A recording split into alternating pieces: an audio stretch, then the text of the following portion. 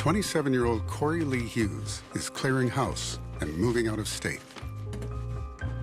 Corey was getting ready to leave that next morning to head to Oregon. He was selling his stuff, and there was friends coming over, get some of the stuff that he was selling that he couldn't take with him. Hey, Corey. Hey. Look, can I give you the rest tomorrow, man? Yeah, but I'm leaving really, really early. I could be here by 7:30. Don't be late. All right, brother. See you then. His plan was to go out to Oregon to do a 6-month stint, see if he liked it. If he didn't, then he would just come back home. He was just pretty stoked. He didn't want to leave his kids behind, though. That was one of his biggest worries. Corey was a proud dad. He really was, they were his proudest moment. Megan and Corey recently split up after 5 years together. Me and Corey had been separated for about 3 weeks. We really tried to make a relationship work towards the end, and we really didn't want to give our family up. All we really wanted to make sure in life was that the kids were happy. I didn't want him to make that trip out there. I remember our last phone call, him telling me that he loved me and that he would be back.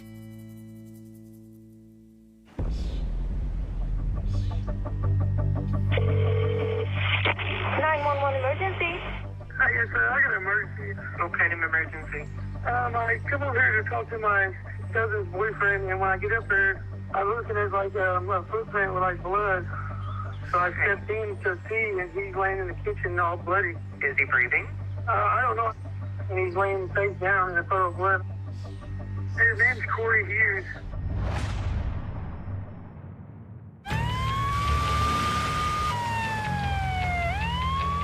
I came out as a medical assist. We didn't really know what we had or what we were going into. The 911 call came from a friend of a victim, Nathan Robertson. We met him out front of the house. Down in there in the kitchen, there's blood everywhere. Where? Police department. You could see bloody footprints that looked like they were going out the door. We tried not to contaminate any of that stuff. You could see straight into the kitchen. I remember seeing the victim's body laying down, face first in a pool of blood. You could see it looked like an exit wound from a gunshot to the left side of his head. My partner was the first one that went up to the victim. I asked him, I said, is he still breathing? And about that time, the victim, gasped for air. Have fire come in, he's still moving and breathing. So at that moment in time, we called the paramedics. Didn't try to save his life. We saw no weapons. I didn't see any knives, any guns, anything like that.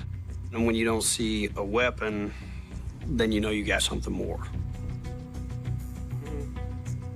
My partner and I, we cleared the house, make sure nobody else was inside.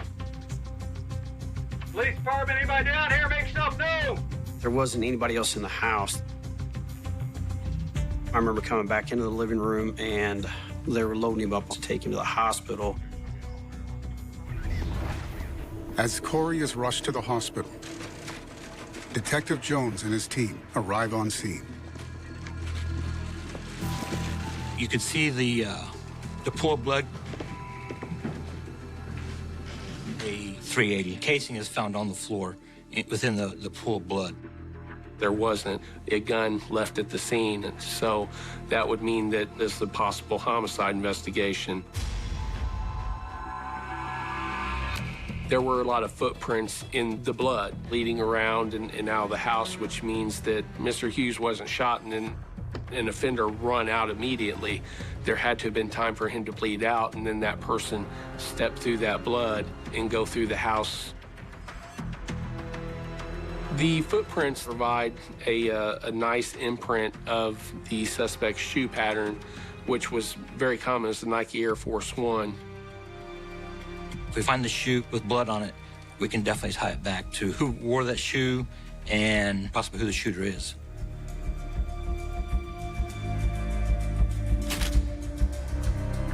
I didn't see any actual scenes of broken furniture, knocked over chairs, broken glass.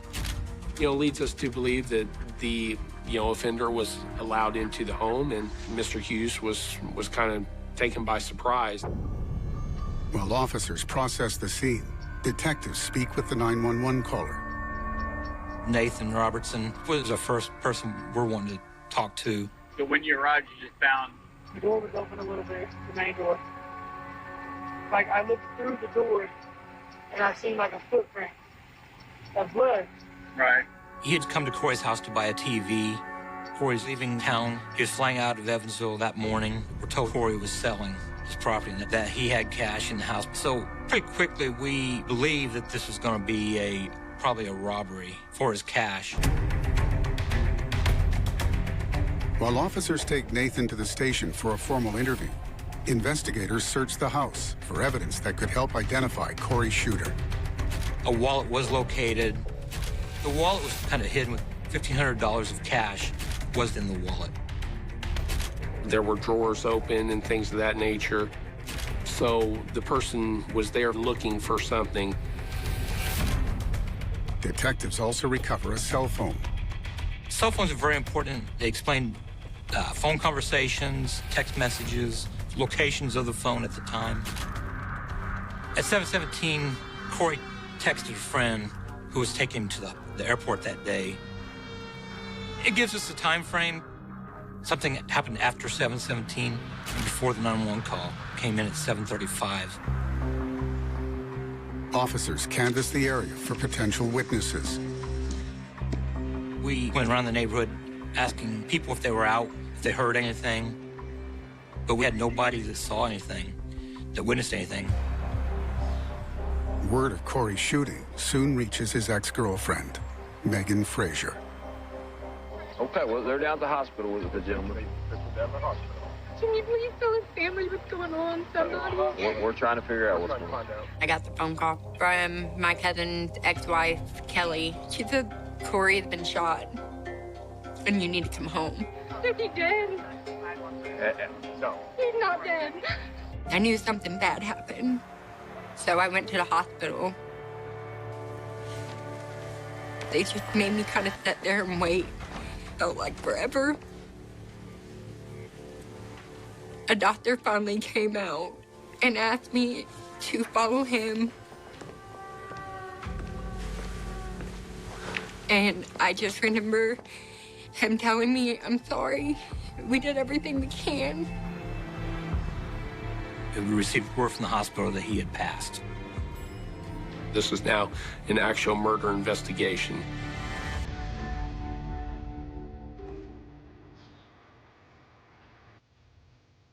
I went outside looking for security cameras on houses. Anything in that area that will help. Cameras are invaluable to a case like this, and hopefully the cameras caught something.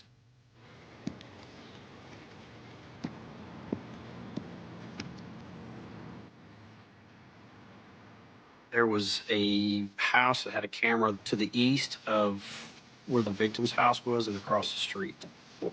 When you see a camera like that, I mean, you do get a little excited. Hi, ma'am. I was wondering if I could see your CCTV camera footage. It covers this area here, right? Okay, come on in. Thank you. Did it catch anything? Did it catch anybody leaving or entering Corey's house? Any vehicle information? We actually took the DVR from the residence and took it to the police department to be analyzed.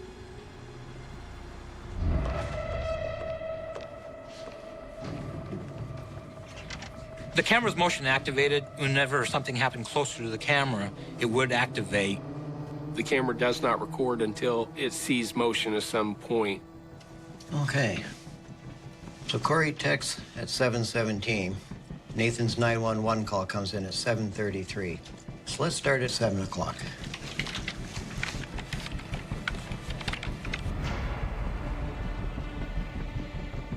We were very hopeful that it would be a piece of evidence that could lead to solving this.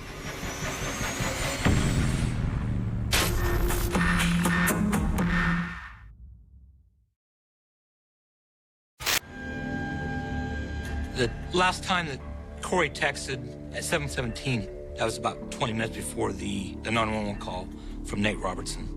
We had a pretty tight timeline. We're always going to look right at the beginning of that to see if anyone arriving early, casing, anything of that nature. We're looking for that next clip of data that it recorded or what activated the camera. Can we start closer to the call-out time? So we went back to find out where Nate Robertson was parked at. Zoom in.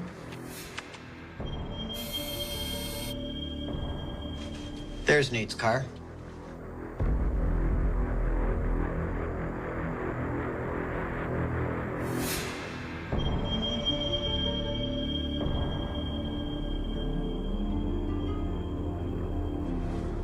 And there's the ambulance.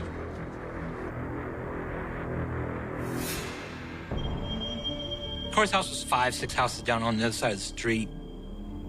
Once we found Nate Robertson's vehicle, it was parked directly in front of Corey's front door. We knew the position of any vehicles that were parked in front of Corey's house prior to Nate Robertson arriving. Okay. Let's go back a couple of clips. 7:14, motion comes on. There's no vehicle in front of Corey's house. At this point, we know that, he's alive. He'd been texting his friend. Click on the next clip. Starts at 7:23. Hold on. What's that? Zoom in. The clip shows a white SUV parked in front of Corey's house. But you could not distinguish the make or model of the vehicle at that time. But we could see the white SUV. You're kind of hoping to see somebody leaving, walking out of Corey's house. But the camera did not pick up anybody walking in or out, and it does not show anybody moving in and around the vehicle. Let's try the next clip.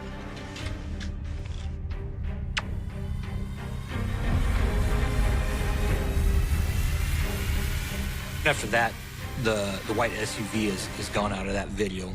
So it's frustrating. It seemed to be too far down for it to actually pick up motion at Corey's house. Okay. Let's try from another angle around the same time. This camera system had multiple camera angles.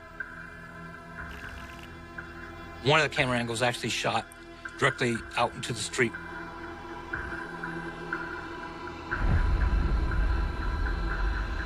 That's the same vehicle.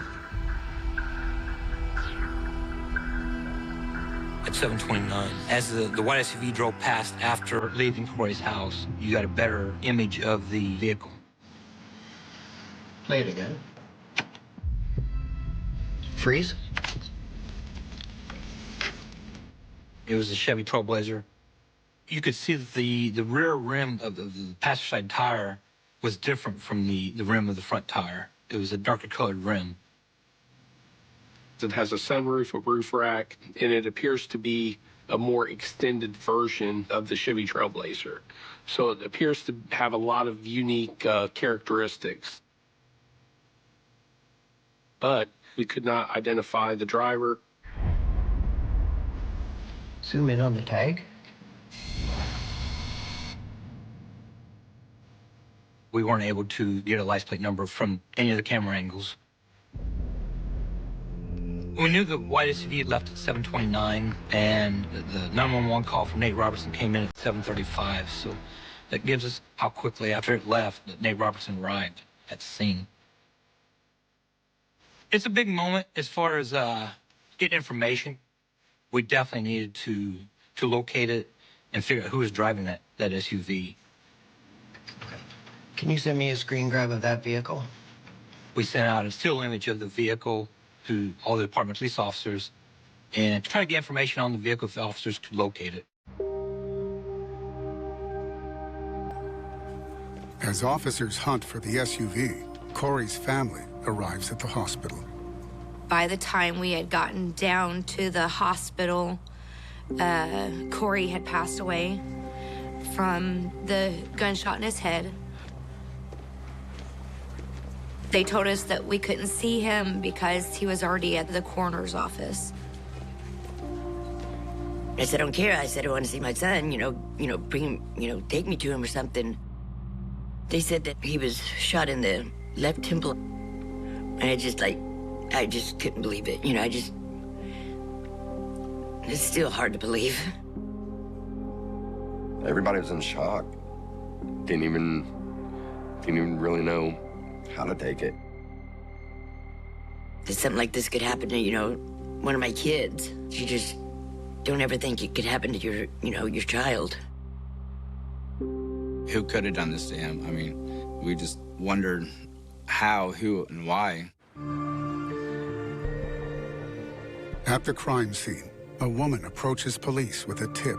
She showed up, and she was kind of telling us some names of people that we need to find. Now, somebody got a text message and he said he's leaving town. And I'm going to tell you where they're at. All right? Take somebody there. It's Benjamin Bays. She gave the name Ben Bays pretty quickly. Ben and Corey were very close friends. She believed Ben Bays could be involved in this situation. And he's Instagramming that he's leaving town. Benjamin Bays, he's got a tattoo right here. And on his thing it says he does have guns. If somebody says they have a gun and they're going to leave town, it's going to be a person we're going to investigate.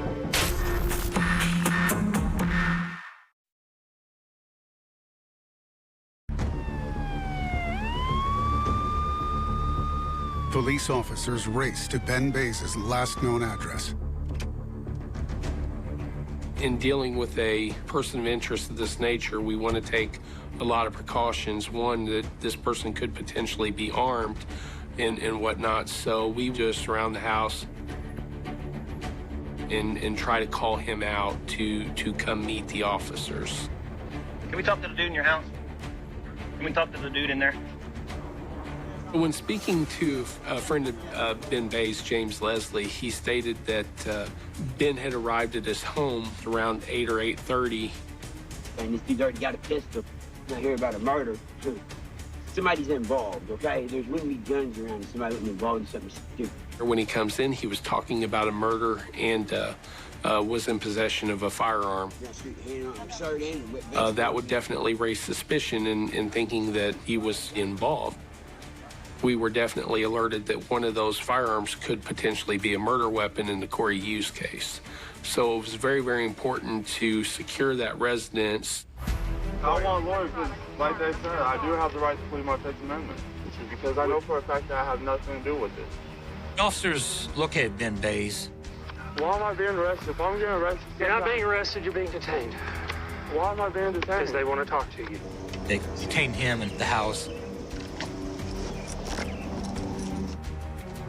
Brought downtown to be questioned. Were you over there at all yesterday? I've been staying with Corey off and on for a while. I mean, he's always very good trying to do. He explained that he was at Corey's house the night before.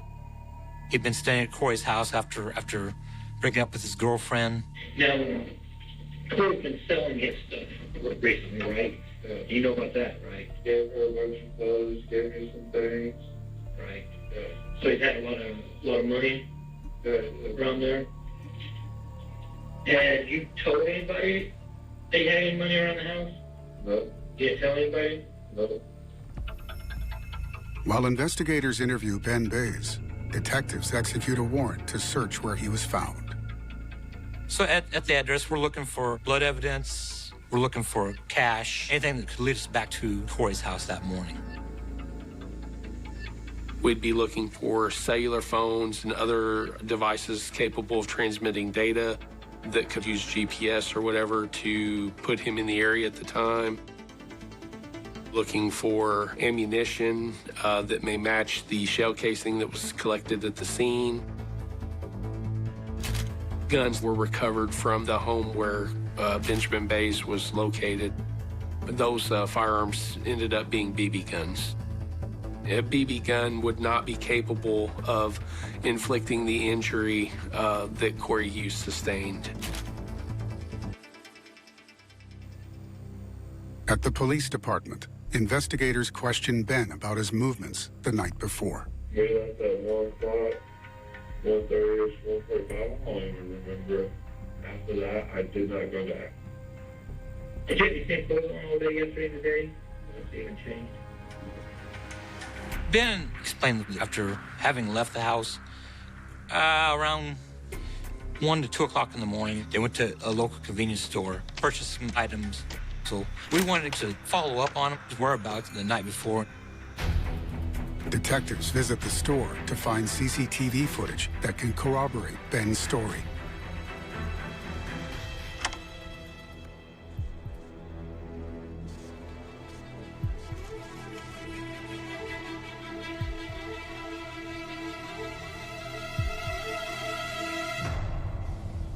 There he is. We ended up getting footage that showed that his friend did leave the house. Freeze it.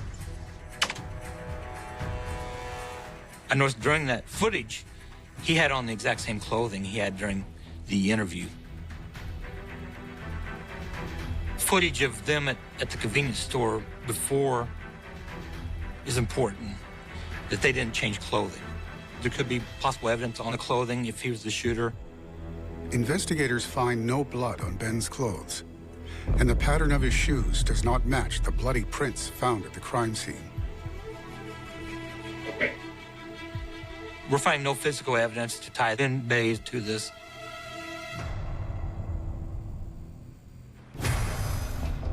Investigators ask Ben Bays about Corey's associates. Do you have any idea who would want to hurt Corey? To be honest, no. I really don't. He's humble, he's chill, and plays like a brother. And He indicated that he had been living with Corey over the last couple of days, and that there were a lot of people who were coming and going who were purchasing items from Corey. And so it's important to discover who all these people are. I mean, I had a few people come over, but there was more evidence being up on him personally. And the bigger black guy was the guy that was trying to hide over Natasha and brought the iPad there. Like, I think that in a way it's somehow that ties together, but I know nothing about the whole entire story. Ben's able to describe a black male who was acting a bit odd. So to have an unidentified individual who was kind of acting strange is a very important piece of the puzzle. Across town, Corey's family struggle with their loss. We all gathered at my house. And we all just kind of held each other up and kept each other going. Everybody was, ready to lose it. They just wanted answers. And I just took a dad away from 3 kids, And those 3 kids have to grow up, knowing that, their daddy's not going to be there.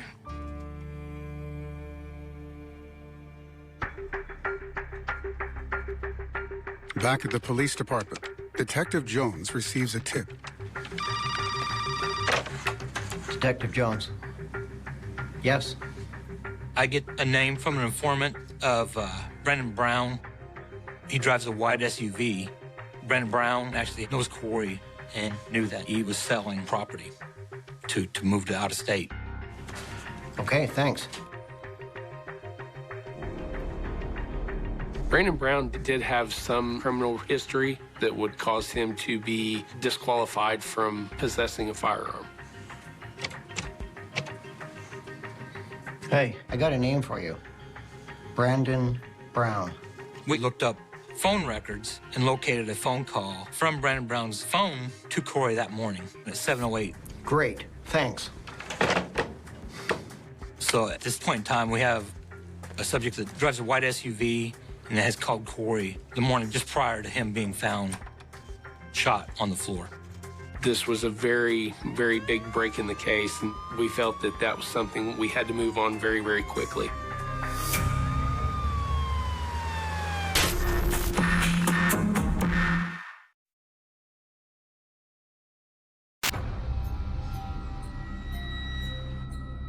We have an address. We checked that address several times throughout that day. Could not locate the vehicle. Later that afternoon, one of the officers locates the vehicle. Parked in front of Brandon's house. The rear tire match was in the video at the scene. As he's sitting there watching the vehicle, he observes Brandon Brown and a female get in the vehicle and they leave the house. So he requests Motor Patrol to stop the vehicle. The traffic patrol officer pulls over the white SUV with the two occupants. Man, you step out the car, man. So you turn away from him. He didn't appear nervous, pretty calm, cool, and kind of was accepting of what was happening. Officers identify the driver as Brandon Brown. You don't have any ID? You have a driver's license? You have a state ID?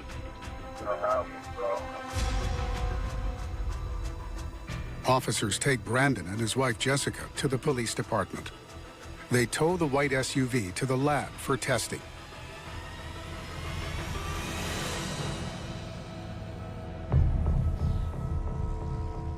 Corey's loved ones learn that Brandon Brown is in custody. Brandon Brown wasn't a stranger. Brandon was somebody that me and Corey had like get-togethers with, barbecues. He'd been to birthday parties with us. I mean, anything could help. Even if he didn't do it, maybe he just knows something. I was very relieved that finally something happened with the case.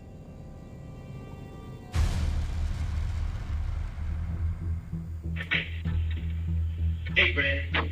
How you doing? Good. Any idea why you're down here? All I was doing was trying to enjoy my son's yard and went to church with work. He's not stressed at all. He appears forthcoming with information, so you're not really sure if he's involved. Yeah, we've been to his house. Yeah, I've been to Corey's house. I went to Corey's house Thursday night.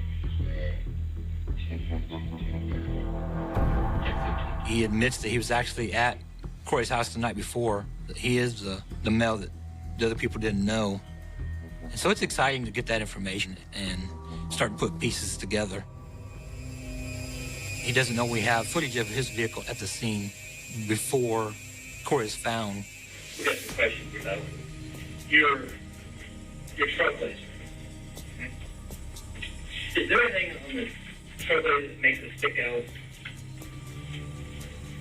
What about the wheels? Her grandfather came over and helped me change that. Which one's that? On the passenger side. So he's given us a fairly accurate description of his vehicle. Is this your...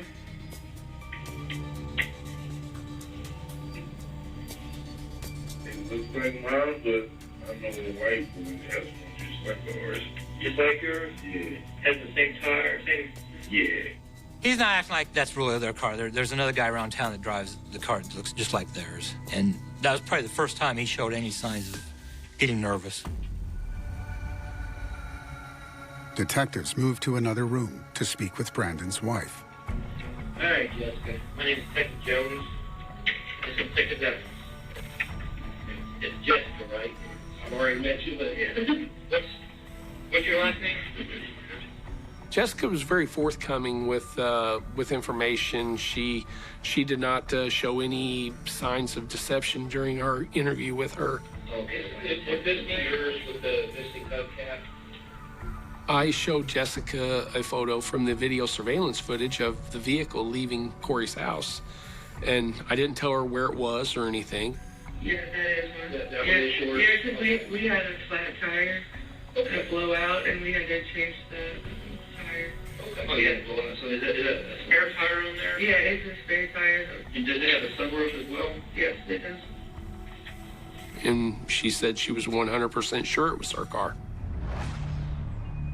Investigators widen their search for CCTV in the hope that it can confirm who was driving. You really want to confirm that he's the sole occupant of the vehicle. That way, that would rule out anybody who was a passenger possibly being involved. There's 2 convenience stores in between Corey's house and Brandon's house. So we decide to recover any information from any of the video cameras in the stores for the morning of the incident. Detectives review the footage back at the station.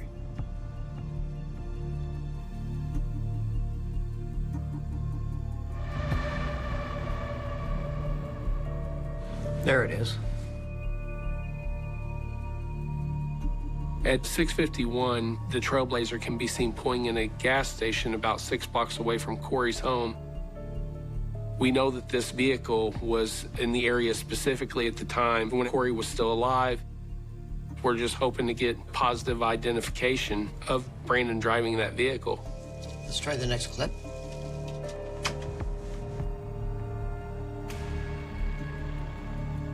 It actually catches Brandon Brown getting out of the Trailblazer, going inside the business. His wife had already stated that it's his vehicle, so to see him get out is very crucial. Okay, let's see the inside camera. The importance of this is what clothes was he wearing? What shoes did he have on? Zoom in on the shoes.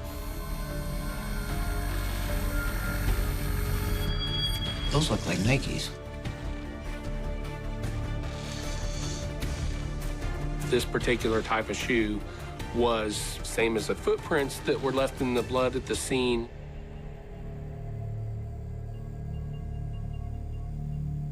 All right, let's go back outside. Let's see where he's heading.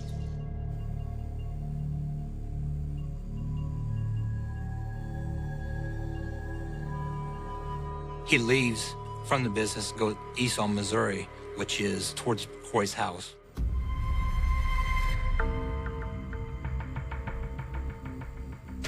At 6:54, the gas station footage puts him 6 blocks away from the scene within just a few minutes of when the other footage captures him just across the street from Corey's house. We were very confident that was the car and that he was the driver. It really removed all doubt that he was the individual that committed the crime.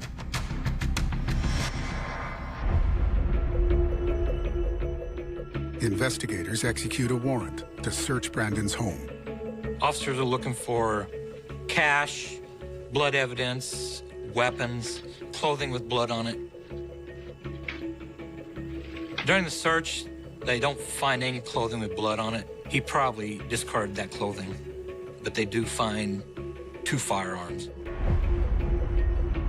One was a Beretta 9mm, and the other firearm was a Bertha 380. We have a 380 casing at the scene, and one of the firearms recovered is a 380. We send that along with the casing at the scene and the projectile, which was recovered at Corey's autopsy, to the lab. We confront Brandon Brown with the information that Jessica Brown says that is 100% their vehicle. We have his vehicle at the scene moments before Corey's found, and we also have a gun matching the same caliber of the casing at the scene. He's getting really nervous. He's very uncomfortable now.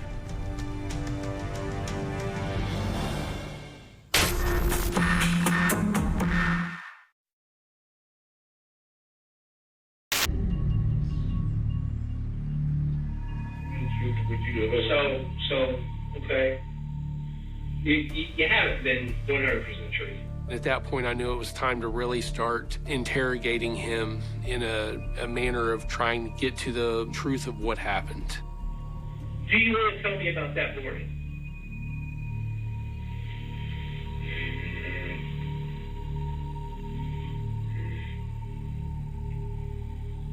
Did things get out of control?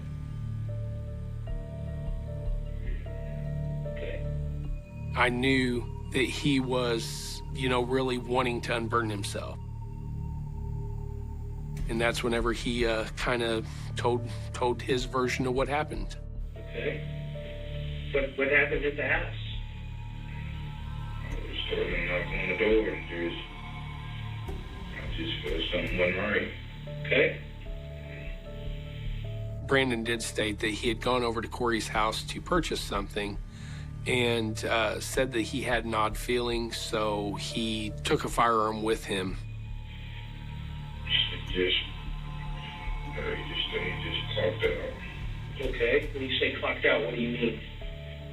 Just like some switch went on in him. So he was angry? Corey was acting a little bit strange, and he actually said that Corey had a knife and like slashed at him. Can you describe it? Just a kitchen knife. Okay, so it was the kitchen knife? And at that point, he just kind of blacked out and heard a bang. Okay. Did you have a gun? You got the evidence, man. So is it the 380 from the house? We both know what that is, man. It really wasn't very plausible, considering that the scene, there was no sign of a struggle, there was no defensive wounds. It almost appeared that Corey, from the way he would have been shot, would have almost been like from behind. Investigators charge Brandon Brown with the murder of Corey Lee Hughes. Police find no evidence that Jessica Brown or Ben Bays had any knowledge or involvement in Corey's murder. Detectives believe the evidence tells a different story to Brandon's account of how Corey died. Corey had been on social media, flashing a lot of money around. Brandon made contact with him and went over there with the full intent to rob him. Hey, Brandon, how are you? The call was to make sure Corey was still at the house and hadn't left yet. And the ruse was probably to buy something from Corey. Yeah, okay. I'll see you later then. As soon as Corey opened the door and he started walking toward the kitchen,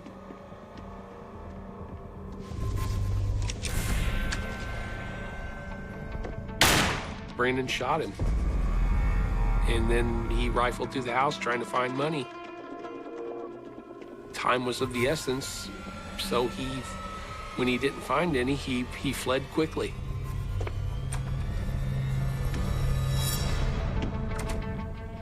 But at 7:29, the camera was activated by motion of the white Chevy Trailblazer, which was crucial in placing Brandon at that scene.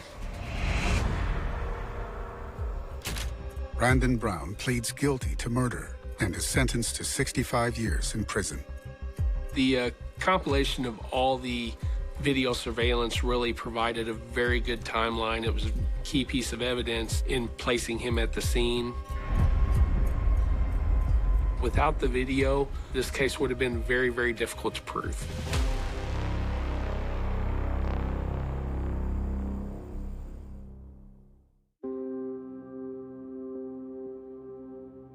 I really wanted Brandon to understand is everything you took away from my children. When my kids graduate high school, their dad doesn't get to be there.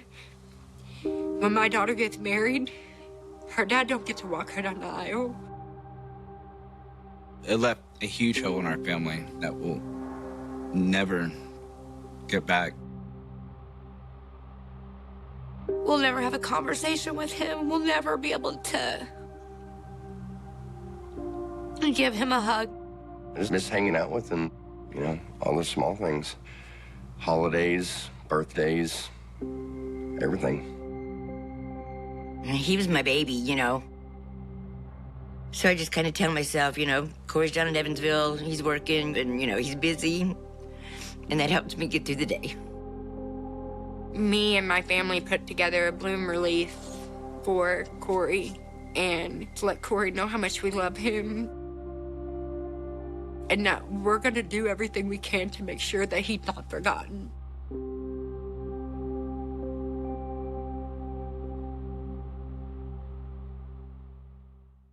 Next time on See No Evil.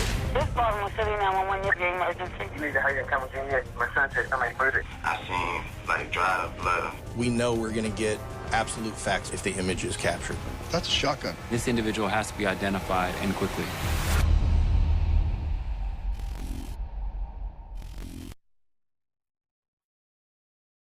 A locked apartment door, untouched mail stacked behind it, and a faint odor that neighbors tried to ignore for days. How does a life simply vanish in a city as alive as Tokyo, without a sound, without a trace, as if the person inside had been erased mid-thought? In the early spring of 1992, the quiet of a modest residential block in Tokyo was broken not by violence, not by a scream, but by absence, the kind that grows heavier with every passing hour, until it becomes impossible to ignore. Residents later described the moment the police arrived as surreal, officers moving with measured urgency through narrow hallways, their presence turning routine into something irreversible, something that would linger in the collective memory of the neighborhood for decades. Inside that apartment lived a woman whose life, on the surface, seemed unremarkable to those around her. She maintained a predictable routine, left for work at the same time each morning, returned in the evening with groceries, occasionally exchanging brief greetings with neighbors who remembered her as polite, reserved, almost invisible in the way city dwellers often become when surrounded by millions. Yet invisibility, in a case like this, becomes a haunting paradox, because the less someone is noticed, the harder it becomes to reconstruct their final hours, the fewer threads investigators have to follow, the easier it is for truth to dissolve into speculation. When concern finally escalated into action, it was not because of a dramatic event, but because of silence that stretched too far. Missed workdays, unanswered phone calls, letters that piled up, each one a small signal that something had shifted. By the time authorities forced entry, the apartment revealed a scene that defied immediate explanation. There were no obvious signs of struggle, no shattered furniture, no overturned belongings that might indicate a desperate confrontation. Instead, everything appeared paused. A cup left half-finished. Personal items arranged in a way that suggested routine rather than chaos. But one detail stood out to investigators, a subtle inconsistency that would later become a focal point of the entire inquiry. Certain personal effects were missing, yet others remained exactly where they should not have been if departure had been voluntary. The early phase of the investigation unfolded under a cloud of ambiguity. Witnesses were interviewed, neighbors asked to recall anything unusual, any unfamiliar faces, any late-night sounds that might have gone unnoticed at the time but gained weight in hindsight. Some remembered a vehicle parked nearby on an evening that now seemed significant, its presence fleeting, unremarkable at the moment, but impossible to verify with certainty years later. Others mentioned seeing the victim conversing briefly with someone near the building entrance, though descriptions varied, fragmented by the limits of memory and the passage of time. Detectives began constructing a timeline, piece by piece, aligning work records, transportation logs, and personal habits. What emerged was a pattern that suggested predictability, a life that followed consistent rhythms, making the sudden absence even more disquieting.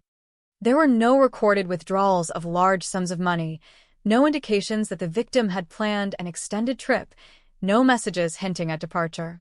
It was as if the final chapter had been removed mid-sentence, leaving only fragments that pointed in multiple directions without confirming any single narrative.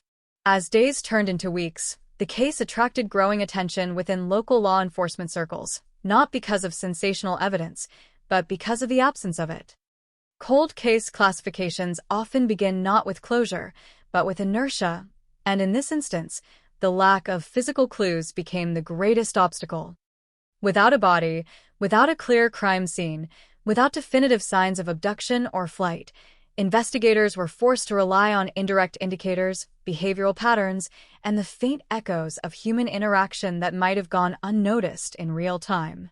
Months passed, then years, and the apartment was eventually cleared, reassigned, absorbed back into the flow of urban life. Yet the case itself did not disappear. Files were archived, periodically revisited as new techniques emerged, as forensic science evolved, as technologies capable of extracting information from previously overlooked traces began to reshape the possibilities of investigation. Each review brought renewed hope, but also reinforced the same fundamental challenge.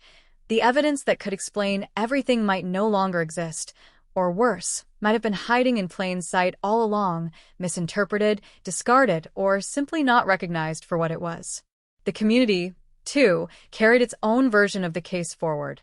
Conversations in the neighborhood would occasionally drift back to that spring, to the unanswered questions that never fully settled. Parents who once used the story as a cautionary example to their children, residents who moved in years later but still heard fragments of the past from those who remembered. In this way, the absence of resolution became part of the environment itself, a subtle but persistent presence that lingered beneath the surface of daily life. What made the case endure was not just its mystery, but the sense that something critical had been missed in the earliest moments, a detail too small to be noticed at the time, yet significant enough to alter the entire trajectory of the investigation. Over the years, as new teams revisited the evidence, that possibility became more than speculation. It became a guiding principle, the idea that the truth was not absent, but concealed within what had already been collected, waiting for the right lens, the right method, the right moment to bring it into focus. And then, decades later, when the case was quietly reopened under a renewed forensic review, attention returned to those early records, the preserved fragments of a moment that had once seemed inconclusive. Advances in DNA analysis, improved archival processes, and a more integrated approach to cross-referencing evidence began to reveal inconsistencies that had previously gone unnoticed. Items once considered peripheral were re-examined, their significance reassessed in the context of technologies that did not exist at the time of the original investigation. As specialists began to piece together these overlooked elements, a pattern started to emerge, not immediately definitive, but increasingly difficult to dismiss. It was not a sudden breakthrough, but a gradual convergence of details that aligned in ways the original investigators could not have anticipated. Each new discovery did not answer the case outright, but it narrowed the field of possibilities, tightening the focus around a truth that had remained obscured for years. Yet, even as the evidence began to speak more clearly, the full story remained elusive, its final contours still shaped by gaps that could not be entirely filled. The investigation had entered a phase where certainty and uncertainty coexisted, where progress was measured not by a single revelation, but by the steady accumulation of insights that pointed in a consistent direction. And within that direction lay implications that would challenge long-held assumptions, reshaping the understanding of what had truly happened in that quiet Tokyo apartment in 1992. In the end, what resurfaced was not just a case file reopened, but a narrative that had been waiting beneath layers of time, preserved in fragments that only revealed their meaning when viewed through the lens of persistence and evolving science. The absence that once defined the case began to give way to something more tangible, yet the emotional weight of the unanswered years still lingered, a reminder that even when evidence is found, the passage of time leaves its own imprint, one that cannot be fully undone. And as investigators moved closer to connecting the remaining pieces, the city that had long moved on found itself quietly drawn back into a story it had nearly forgotten, a story that had never truly ended, only waited for the moment when hidden evidence would finally begin to speak. The reopening of the file did not arrive with headlines or public announcements, but through quiet procedural channels, the kind that rarely draw attention outside investigative circles. Where old cases are not revived for spectacle but for the simple possibility that time may have preserved what urgency once overlooked. The evidence boxes, sealed and labeled with identifiers faded by years of storage, were retrieved from archive facilities where temperature, humidity, and access are carefully controlled, preserving materials that had long been considered exhausted of value. Yet what once seemed final was now provisional, subject to reinterpretation under methods that had advanced far beyond what existed in the early 1990s. Analysts began with the basics, not because the case was simple, but because discipline demands that even the smallest fragments be reassessed in a structured way. Documentation was digitized, chain of custody records were verified, and previously recorded observations were compared against modern profiling frameworks. What emerged was not an immediate revelation, but a subtle shift in perspective. Details that had been dismissed as inconclusive were no longer neutral. They carried potential weight when re-examined alongside newly available techniques. Attention returned to the apartment, not physically at first, but through its preserved records, photographs taken during the initial investigation, diagrams of room layout, and notes describing the condition of each space. Every angle captured in those images now served as a frozen moment, allowing analysts to revisit the scene as if walking through it again, searching for inconsistencies that might not have been recognized under the constraints of time and pressure that defined the original response. One photograph in particular began to draw scrutiny. It showed the entryway, orderly at first glance, but with a subtle irregularity in the placement of certain items. Footwear appeared aligned, yet not in the pattern typically associated with routine use. The positioning suggested either interruption or hurried movement, though the absence of clear disturbance made interpretation uncertain. At the time, it had been noted, but not emphasized. Now, it became a point of interest, not as proof, but as a potential indicator of sequence, of behavior that might reveal how events unfolded in those final moments.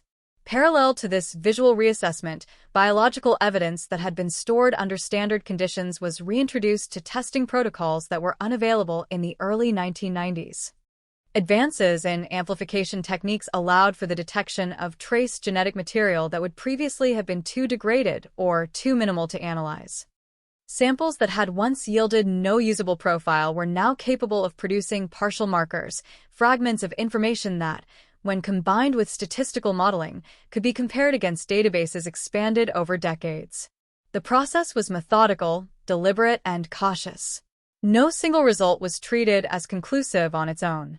Instead, each fragment of data was cross-referenced, evaluated for consistency, and tested against alternative explanations. What began to surface was not a complete identity, but patterns of biological presence that suggested contact between individuals in contexts that had not been clearly documented in the original investigation. This development introduced a critical shift. The case was no longer defined solely by absence, but by the emerging presence of indicators that pointed toward interaction, proximity, and possible involvement of an additional party. However, the interpretation of such evidence required restraint, because trace material alone cannot reconstruct intent, timing, or circumstance without corroboration. Investigators understood that while science could reveal connections, it could not independently assign narrative. Meanwhile, historical records of communication were revisited. Phone logs, where available, were examined for irregularities in timing and frequency.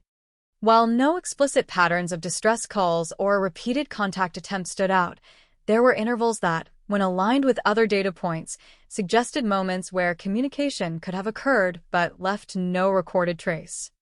In a pre-digital era, gaps in documentation were not unusual, yet those gaps now represented areas of uncertainty that could not be ignored. Witness accounts were also reanalyzed, not for new statements, but for consistency across prior interviews. Subtle discrepancies in recollection began to carry more significance when viewed collectively. Differences in descriptions of time, lighting, and sequence hinted at the inherent limitations of human memory, especially when recalling events that did not initially appear threatening. What had once been treated as minor variation now contributed to a broader understanding of how perception can shift when individuals later attempt to reconstruct events that were not fully understood in the moment. As the investigative framework expanded, attention turned toward potential associations in the victim's professional and social environment. Workplaces, acquaintances, and routine interactions were revisited through archived records. Nothing immediately indicated conflict or known threats, yet the absence of overt motive did not eliminate the possibility of underlying dynamics that had not been visible to colleagues or neighbors. In many cases, the most significant factors are not those that are openly expressed, but those that remain beneath the surface of everyday interaction. At this stage, the case began to take on a different character. It was no longer simply a missing person investigation frozen in time, but a complex reconstruction effort attempting to bridge decades of silence with fragments of preserved data. Each new piece did not close the gap entirely, but it reduced the range of uncertainty, tightening the boundaries within which the truth could exist. And yet, despite the progress, a central tension remained. The evidence being uncovered pointed toward possibilities, but not finality. It suggested directions, not destinations. Investigators were moving closer to understanding what might have occurred, but the exact sequence of events, the definitive chain that would transform inference into certainty, still required additional confirmation. In the background of this renewed effort, the passage of time itself became an unspoken factor. Individuals who might have had direct knowledge of the events had aged, moved away, or become difficult to locate. Memories that once existed in living form had either faded or been influenced by subsequent information, making it increasingly challenging to rely on recollection alone. The investigation, therefore, leaned more heavily on physical evidence, where available, and on the interpretation of materials that had remained unchanged since the day they were collected. What began to emerge was a convergence of elements that, while not yet complete, formed a narrative that was more coherent than anything previously constructed. The alignment of biological traces, photographic details, and reconstructed timelines suggested that the events surrounding the disappearance were more complex than initially assumed. There were indications that the victim's final hours involved interactions that had not been fully captured in the original scope of the investigation, interactions that now required careful reinterpretation under the light of new findings. Still, the truth remained partially obscured, not by lack of effort, but by the inherent limitations of what could be preserved and recovered after such a long interval. Each advancement brought clarity to certain aspects while leaving others unresolved, creating a layered understanding that was both revealing and incomplete. And as analysts continued to refine their approach, focusing on correlating every available fragment, the case moved further away from the silence that had defined it for decades, approaching instead a threshold where long-hidden evidence would begin to connect in ways that had never been possible before, setting the stage for revelations that would challenge the original assumptions and reshape the understanding of what truly happened within those walls in Tokyo, 1992. The deeper the analysis progressed, the more the case began to reveal a subtle but persistent pattern, one not immediately visible in isolation, but unmistakable when multiple fragments were layered together and viewed as a continuum rather than disconnected observations. The apartment, once considered a closed environment with no signs of intrusion, now appeared under a different light, not as a sealed space of absence, but as a setting where interactions may have occurred without leaving the obvious markers investigators had originally expected. Attention shifted back to trace evidence, the kind that often survives unnoticed because it does not announce itself with force or disruption. Fibers, microscopic residues, and latent impressions became the focus of renewed scrutiny. Modern analytical techniques allowed specialists to isolate materials that had been previously cataloged but not fully interpreted. What once seemed like routine debris collected during processing now carried the potential to indicate contact, movement, or shared presence within confined spaces. One of the most significant developments emerged from the reevaluation of transfer patterns. The concept was straightforward in principle. When individuals occupy the same environment, even briefly, they exchange microscopic traces that adhere to surfaces, clothing, and objects. In the early 1990s, such evidence was difficult to extract with precision, and even when detected, its implications were often limited by the lack of comparative databases. Now, however, improved methodologies enabled analysts to compare these traces against broader reference materials, increasing the likelihood of identifying overlaps that had previously gone unnoticed. Within this framework, several samples from the apartment revealed overlapping biological markers that suggested more than incidental presence. The distribution of these traces was not random. It aligned with areas of the apartment that corresponded to natural movement patterns, entryways, living spaces, and transitional points between rooms. This spatial correlation hinted at sequences of activity rather than static contact, implying that more than one individual may have occupied the environment within a similar time frame. At the same time, the temporal aspect of the evidence remained difficult to define with absolute precision. Biological traces can persist for extended periods, and without additional contextual markers, determining the exact moment of deposition requires careful inference. Investigators approached this challenge by cross-referencing known habits, environmental conditions, and the condition of the apartment at the time of discovery. Factors such as ventilation, temperature fluctuations, and the absence of significant disturbance all contributed to narrowing down the possible window during which interactions could have occurred. Parallel to this, reconstructed movement models were developed based on the layout of the apartment and the positioning of objects as documented in original photographs. By simulating possible pathways through the space, analysts attempted to determine how individuals might have moved without creating obvious signs of struggle. These models did not produce definitive conclusions, but they offered plausible scenarios that aligned with the physical evidence, reinforcing the idea that the absence of visible conflict did not necessarily equate to the absence of critical events. As these findings accumulated, investigators began to revisit the question of last known activity with renewed precision. The victim's routine had been well established, but the transition from routine to disappearance remained the central unknown. Communication records, while limited, were aligned against external timelines, and subtle discrepancies in reported sightings were re-examined in conjunction with newly interpreted evidence. In doing so, previously overlooked inconsistencies began to form a more coherent sequence when viewed through the lens of updated forensic understanding. One recurring theme across multiple sources was the suggestion of timing irregularities. Events that were initially considered isolated now appeared to overlap in ways that had not been fully appreciated. A reported sighting near the building entrance, for example, gained new relevance when compared with estimated timeframes derived from other data points. While no single account could be treated as definitive on its own, the convergence of multiple partial observations began to outline a narrower corridor of time during which the critical events may have unfolded. Despite these advances, the investigation faced a fundamental constraint: the absence of a definitive anchor point that could conclusively tie all elements together into a single, unambiguous narrative. Without such a reference, each piece of evidence, no matter how compelling, remained part of a larger puzzle that was still missing key components. This limitation did not halt progress, but it did shape the cautious approach investigators maintained as they continued to evaluate every emerging lead. Attention then turned to potential behavioral indicators derived from the evidence.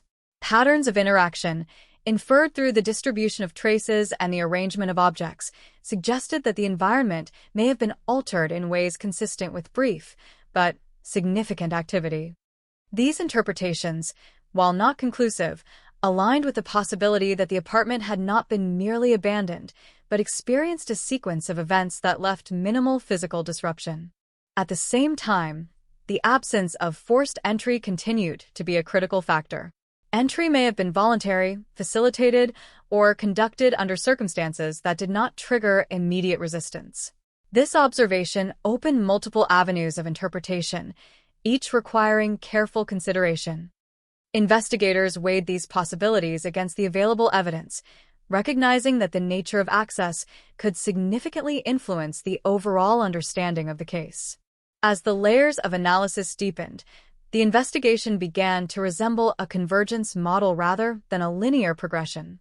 Instead of moving from a single clue toward a conclusion, multiple independent lines of evidence were gradually aligning toward a shared center of probability. This convergence did not eliminate uncertainty, but it reduced the range of plausible scenarios, guiding investigators toward interpretations that were increasingly consistent with one another. Throughout this process, the role of long-hidden evidence became more pronounced. Items that had remained stored for decades were not static artifacts. They were active sources of information whose relevance depended on the methods used to examine them. As those methods evolved, so too did the meaning of the evidence itself. What had once been considered inconclusive was now part of a broader analytical framework capable of extracting insights that were previously inaccessible. Still, Even with these advancements, the case resisted a singular resolution. Each new discovery clarified certain aspects while introducing new questions that required further examination. The interplay between clarity and ambiguity became a defining characteristic of the investigation, reflecting the complexity of reconstructing events that occurred under conditions not fully documented at the time. By this stage, the case had transitioned into a state where the accumulation of evidence was no longer about finding a single breakthrough, but about integrating multiple strands of information into a cohesive interpretation. The fragments were beginning to align, not perfectly, but sufficiently to suggest that the truth had been partially preserved within the existing records, waiting for the right combination of analytical approaches to bring its outlines into view. And as investigators continued to refine their understanding, the significance of each element, biological traces, spatial analysis, temporal alignment, and witness recollection, became increasingly interconnected, forming a network of evidence that pointed toward a reality more complex than initially assumed, a reality that was slowly emerging from decades of silence, inch by inch, detail by detail, drawing the case closer to a level of clarity that had never before been possible. The investigation reached a point where the question was no longer whether evidence existed, but how that evidence should be interpreted when every fragment seemed to point in a direction that had not been fully recognized before. The convergence that had begun in earlier analyses now tightened, not into certainty, but into a framework that constrained the range of plausible explanations with increasing precision. Each newly examined element appeared less like an isolated clue and more like a node in a connected structure where the meaning of one piece depended heavily on its relationship to others. At the center of this evolving structure was the apartment itself, no longer viewed simply as a static location, but as an environment that could be reconstructed through layers of observational data. Analysts revisited spatial relationships with renewed focus, considering not just where objects were located, but how those locations might reflect sequences of movement. The positioning of everyday items, once dismissed as ordinary, began to carry interpretive weight when aligned with inferred pathways through the space. Even slight deviations in arrangement suggested moments of interruption or interaction that had not been emphasized in the initial investigation. One of the critical aspects under renewed scrutiny was the entry point. The threshold of the apartment, both physically and symbolically, became a focal area for reconstructing possible scenarios. Evidence indicated that access had not involved overt damage, reinforcing earlier observations that entry was likely achieved without forced intrusion. This raised important considerations regarding consent, familiarity, or deception as potential factors, each introducing different implications for how events may have unfolded once inside. Simultaneously, the biological evidence continued to yield incremental insights. The partial profiles previously extracted were now being analyzed in relation to their distribution across multiple surfaces. Rather than treating each sample as independent, investigators began mapping their locations within the apartment to identify clusters and overlaps. These clusters revealed zones where contact appeared more concentrated, suggesting areas of interaction that may correspond to periods of heightened activity within the timeline being reconstructed. Environmental factors were also incorporated into the analysis. The condition of materials, the degree of preservation, and the influence of time on trace evidence all played a role in shaping how results were interpreted. Analysts accounted for the possibility of secondary transfer, degradation, and contamination, applying statistical models to estimate the reliability of each finding. This cautious approach ensured that conclusions were not drawn from isolated observations, but supported by a broader consistency across multiple datasets. As these layers were integrated, attention returned to the victim's final known interactions. While direct evidence of communication remained limited, indirect indicators suggested that contact with another individual may have occurred within a time frame that aligned with the reconstructed sequence of events. This inference was not based on a single piece of data, but on the alignment of multiple partial signals, each incomplete on its own, yet collectively pointing toward a narrow window of activity that had not been fully accounted for in earlier stages of the investigation. The absence of overt signs of struggle continued to shape interpretations. In many investigations, visible disturbance provides immediate clues about the nature of an event, but in this case, the lack of such indicators required a different analytical approach.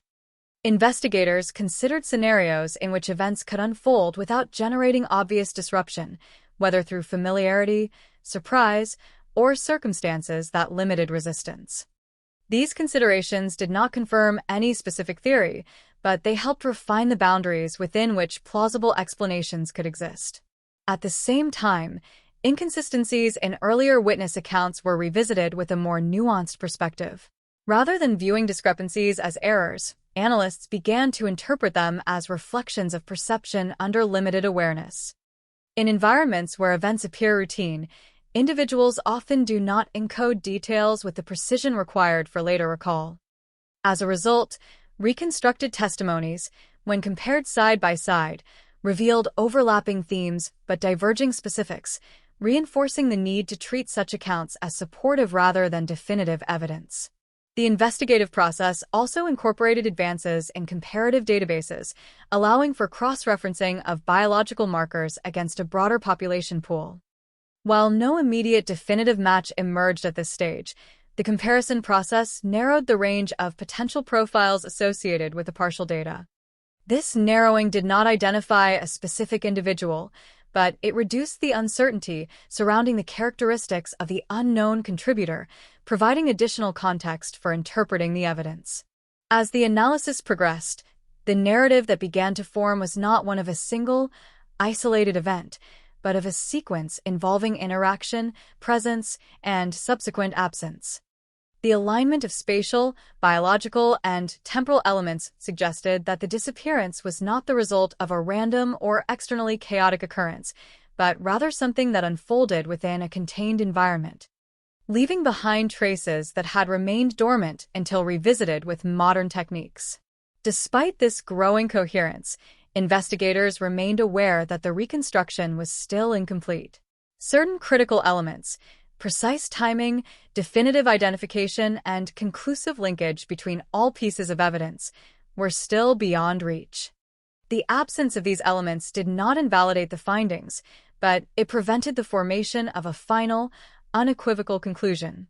Instead, the case existed in a state where high-probability interpretations could be made, yet absolute confirmation required additional corroboration.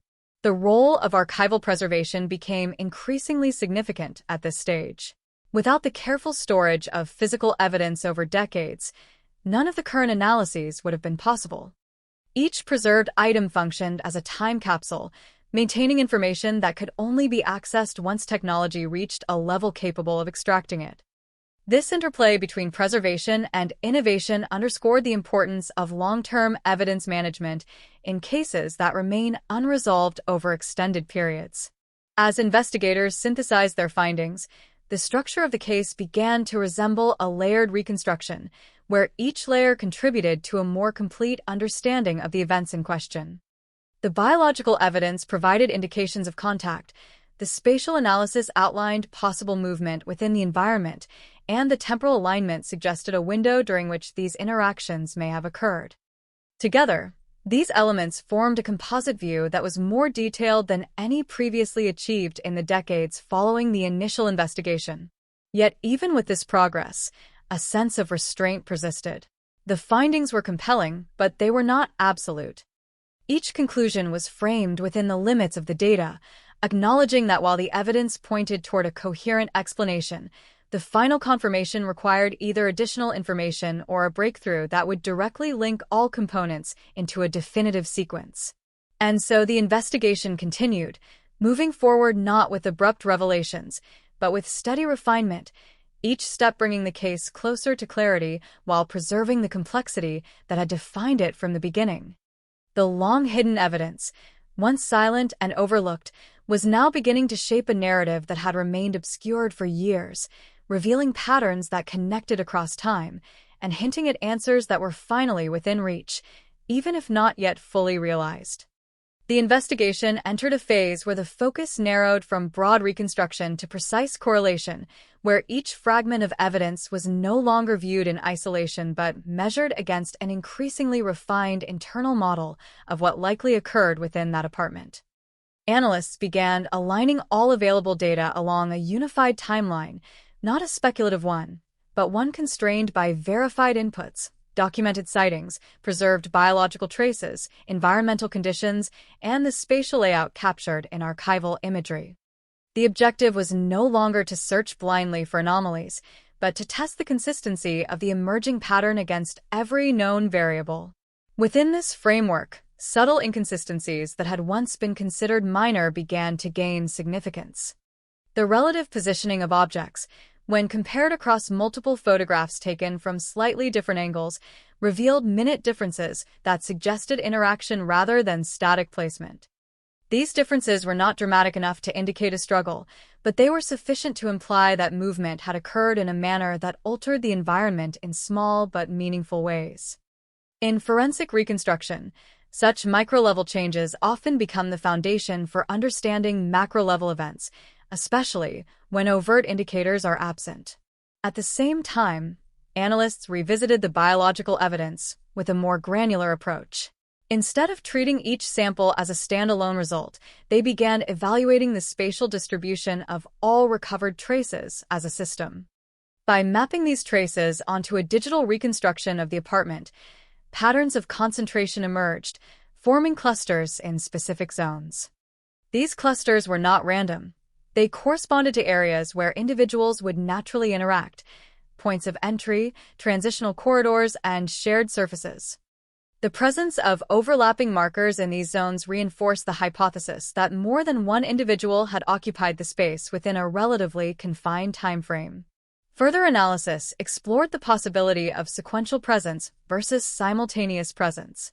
In other words, whether the traces indicated that individuals were present at the same time or entered the environment at different intervals. While the evidence did not allow for absolute differentiation between these scenarios, certain distribution patterns suggested temporal overlap. The density and layering of traces in specific locations implied repeated contact or sustained proximity, rather than a single, brief encounter. Investigators also considered the role of routine behavior in shaping the available evidence. In environments where individuals follow habitual patterns, movement tends to concentrate along predictable paths. The reconstructed layout of the apartment supported this concept, showing that certain areas would naturally experience higher interaction due to their functional role within the living space. By comparing trace distribution against these expected movement patterns, analysts were able to distinguish between incidental contact and areas that may reflect points of significant activity. Attention then returned to the timeline leading up to the disappearance. While exact timestamps remained limited, a sequence of relative events was established based on the convergence of multiple sources. These included reported observations, preserved communication records, and inferred behavioral patterns. Within this reconstructed sequence, a narrow window began to emerge during which the critical transition from normal activity to absence likely occurred. This window, though not precisely defined to the minute, provided a contextual anchor for interpreting all associated evidence. During this phase of analysis, investigators explored alternative scenarios to test the robustness of the emerging model. Each scenario was evaluated against the full body of evidence, including both physical and contextual data. Scenarios that failed to account for key observations were gradually eliminated, while those that remained consistent with multiple data points were retained for further consideration. This iterative process of elimination and validation helped refine the range of plausible explanations without prematurely committing to a single conclusion.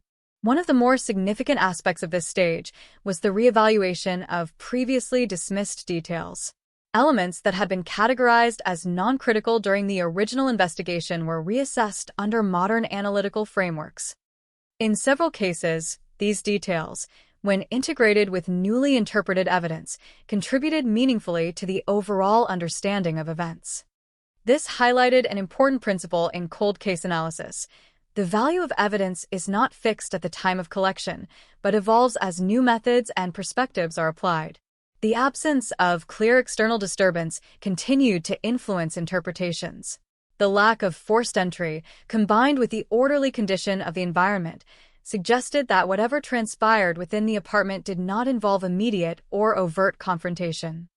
Instead, the evidence pointed toward a sequence that unfolded without generating the kind of disruption typically associated with sudden conflict. This observation, while not definitive, aligned with scenarios involving familiarity or controlled interaction. As the layers of analysis accumulated, the investigative model began to incorporate probabilistic assessments. Rather than relying solely on deterministic conclusions, analysts assigned relative likelihoods to different interpretations based on how well they aligned with the totality of evidence. This approach allowed for a more nuanced understanding of the case, acknowledging that while multiple scenarios could exist in theory, only a subset remained consistent with the observed data.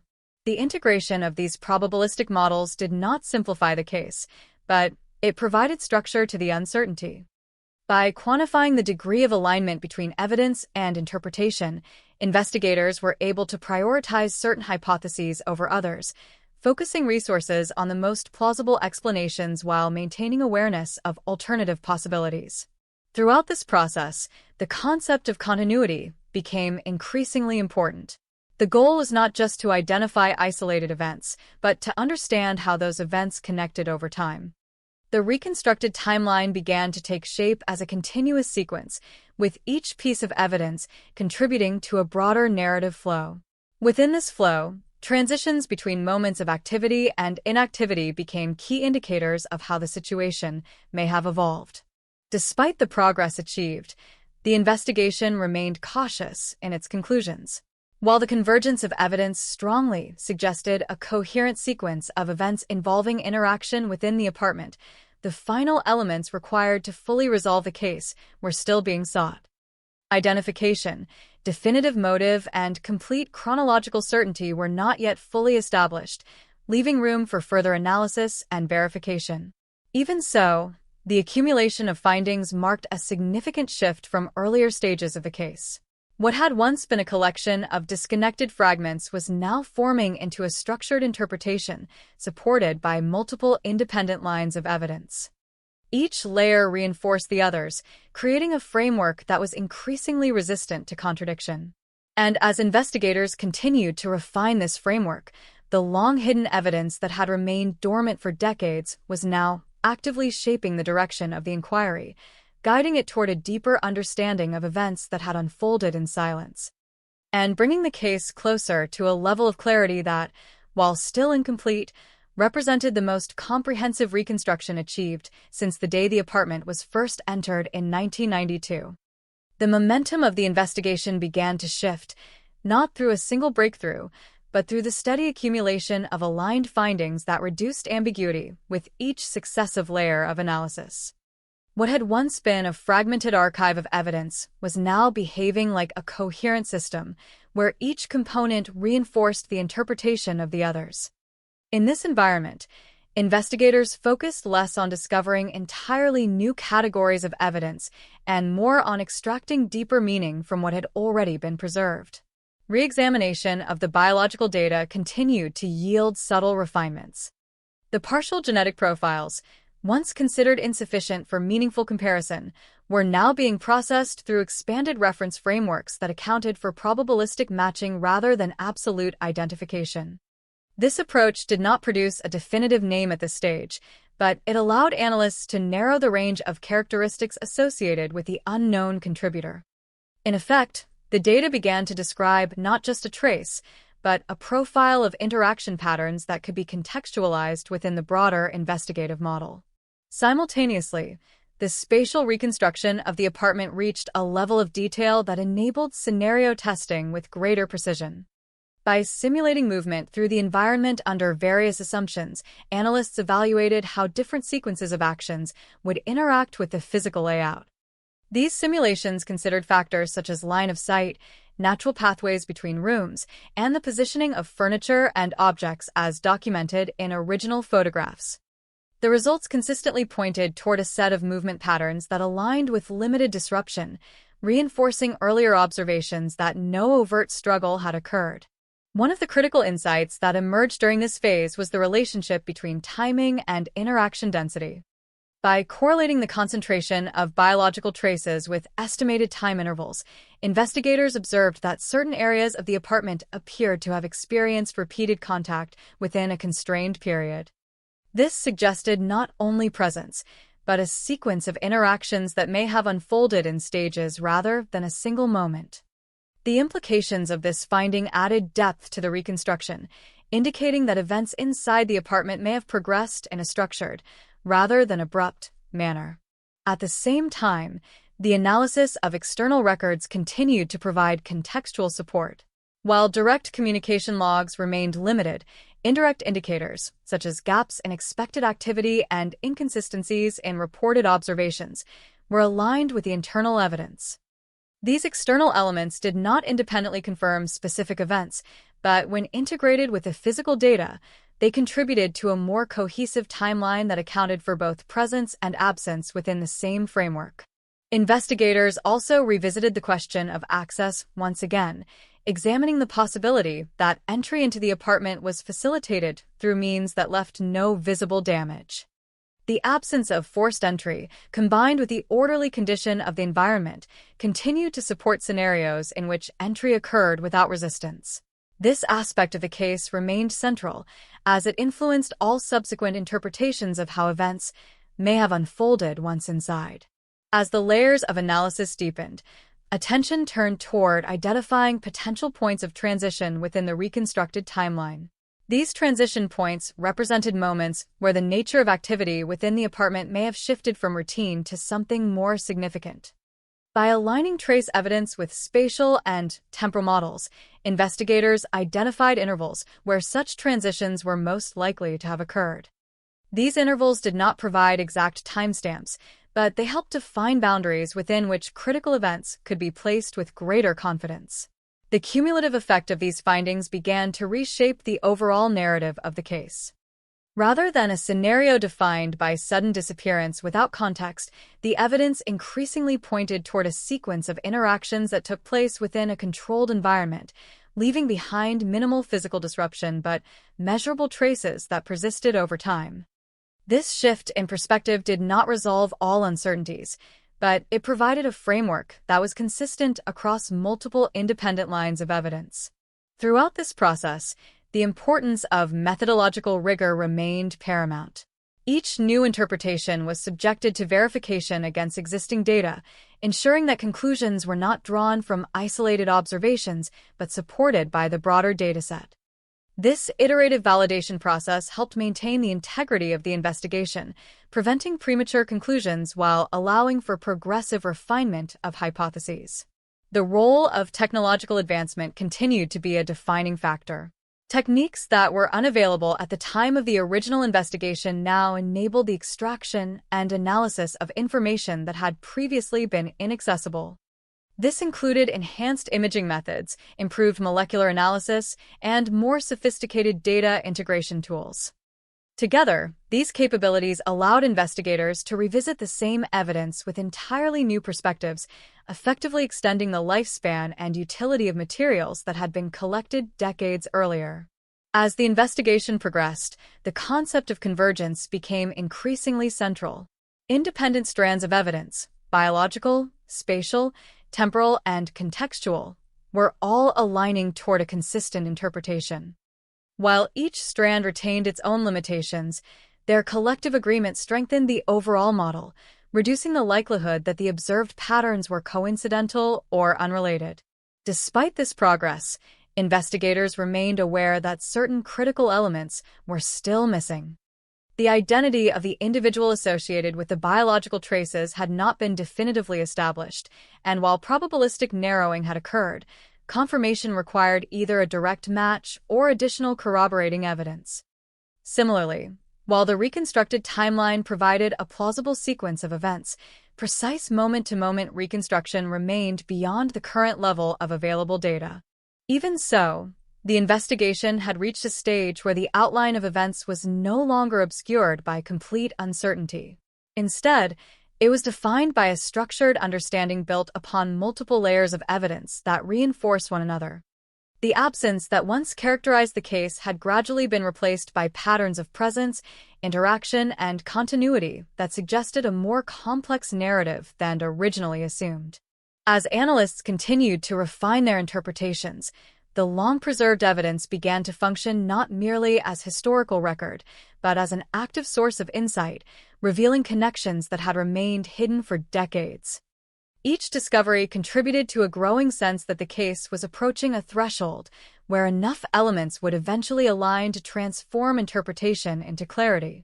And within that threshold lay the next phase of the investigation, where the remaining pieces, still incomplete, still requiring careful validation, would be examined with the expectation that continued convergence might finally bring the case closer to a resolution that had eluded investigators since the day the apartment was first entered, marking a transition from prolonged uncertainty toward a narrative shaped by evidence that had only now begun to fully reveal its significance. The investigation advanced into a stage defined less by discovery of entirely new evidence and more by the integration of previously analyzed elements into a tighter, more cohesive interpretive structure. At this point, the case no longer relied on isolated anomalies to suggest direction. Instead, it depended on the consistency of patterns that had begun to emerge across multiple domains of evidence, each reinforcing the others in ways that reduced interpretive ambiguity. Analysts revisited the spatial reconstruction with heightened attention to micro-level interactions within the apartment. The arrangement of surfaces, the proximity of objects, and the natural flow between rooms were all re-examined under refined models that accounted for human movement behavior in confined environments. These models incorporated assumptions about posture, reach, and habitual motion, allowing investigators to simulate how individuals might have interacted with the environment without leaving overt signs of disturbance. The results consistently aligned with scenarios in which activity occurred in a controlled and deliberate manner, rather than one characterized by abrupt or chaotic disruption. In parallel, the biological evidence continued to yield incremental refinements. The partial genetic markers previously extracted were now evaluated in combination with newly updated statistical models that improved the interpretation of mixed or low-quantity samples. These models did not identify a specific individual, but they allowed investigators to better understand the likelihood that the traces originated from a single contributor versus multiple contributors. The emerging consensus leaned toward the presence of at least one additional individual whose biological signature overlapped with areas of concentrated activity within the apartment. This development carried significant implications for the reconstruction of events. The presence of overlapping biological traces suggested not only contact, but interaction within shared spaces, reinforcing the hypothesis that more than one person occupied the apartment within a similar time frame. However, the nature of that interaction, whether brief, extended, cooperative, or otherwise, remained subject to interpretation, as the evidence did not explicitly define the context of the contact. At the same time, investigators continued to align external observations with internal findings. While witness accounts remained limited in precision, when aggregated and compared against the reconstructed timeline, they contributed to a narrowing of possible time intervals during which key events may have occurred. Certain observations, when viewed in isolation, appeared inconclusive, but when placed within the broader framework of the investigation, they supported the timing suggested by physical evidence, adding another layer of consistency to the evolving model.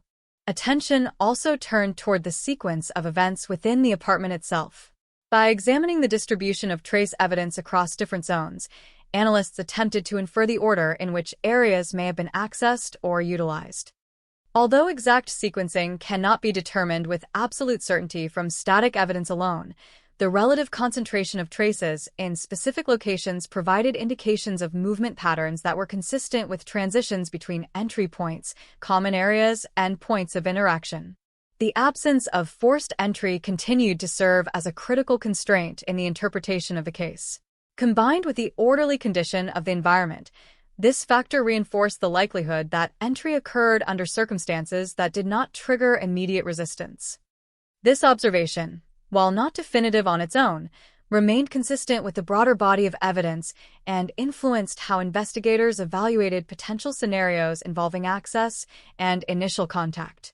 As the analysis progressed, investigators began to focus on the concept of behavioral reconstruction. Rather than attempting to identify a single definitive sequence of events, they constructed multiple plausible scenarios that were tested against the available evidence. Each scenario was evaluated based on its ability to account for the spatial distribution of traces, the inferred timeline, and the absence of visible disturbance. Scenarios that failed to align with one or more of these elements were gradually discounted, while those that remained consistent across all categories were retained for further consideration. This iterative process led to the gradual refinement of a limited set of highly compatible interpretations. While none of these interpretations could yet be confirmed as definitive, they shared common structural features that aligned with the convergence observed in the data. These shared features included the presence of multiple individuals within the apartment, interaction within a confined time frame, and a sequence of events that did not produce significant physical disruption detectable through initial investigation methods. In addition to behavioral modeling, investigators continued to explore the implications of environmental preservation.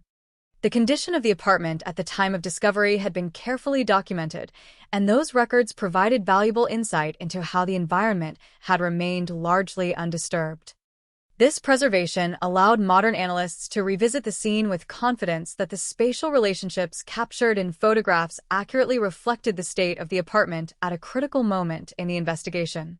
The integration of all these elements, biological, spatial, temporal, and contextual, resulted in a model that was increasingly robust, not because it eliminated uncertainty entirely, but because it maintained consistency across multiple independent lines of evidence.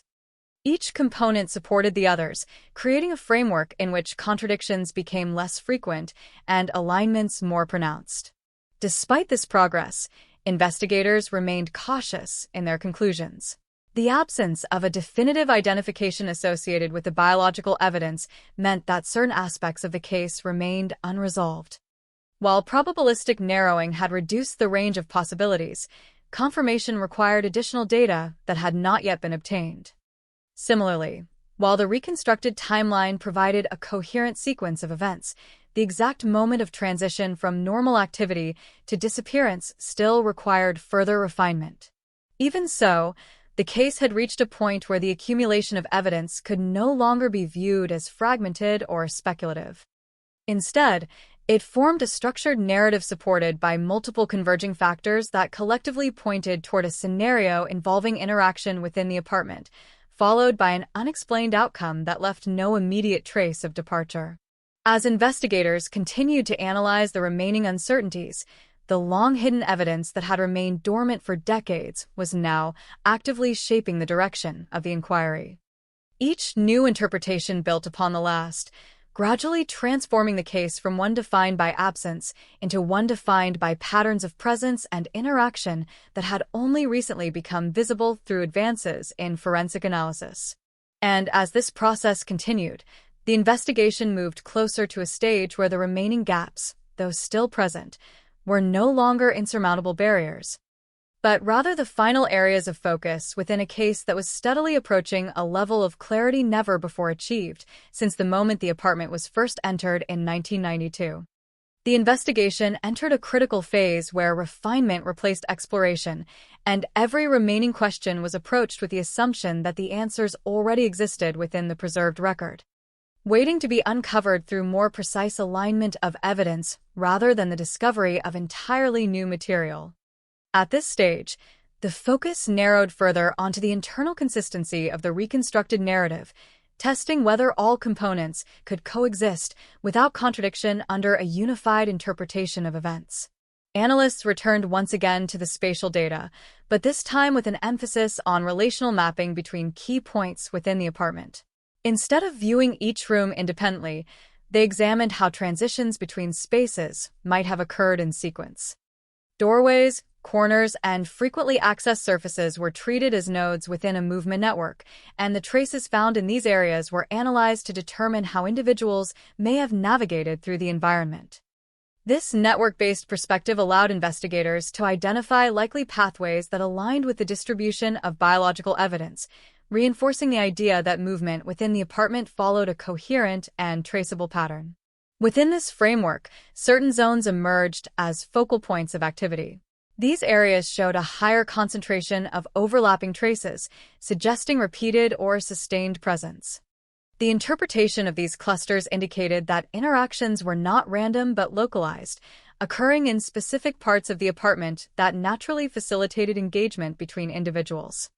The consistency of these clusters across multiple samples strengthened the hypothesis that these were not incidental overlaps, but indicators of meaningful contact within the environment. At the same time, temporal modeling became increasingly refined. By correlating environmental conditions with known degradation rates of biological materials, investigators were able to estimate relative timeframes for when certain traces may have been deposited. While these estimates could not provide exact timestamps, they contributed to a layered understanding of the sequence in which events likely unfolded.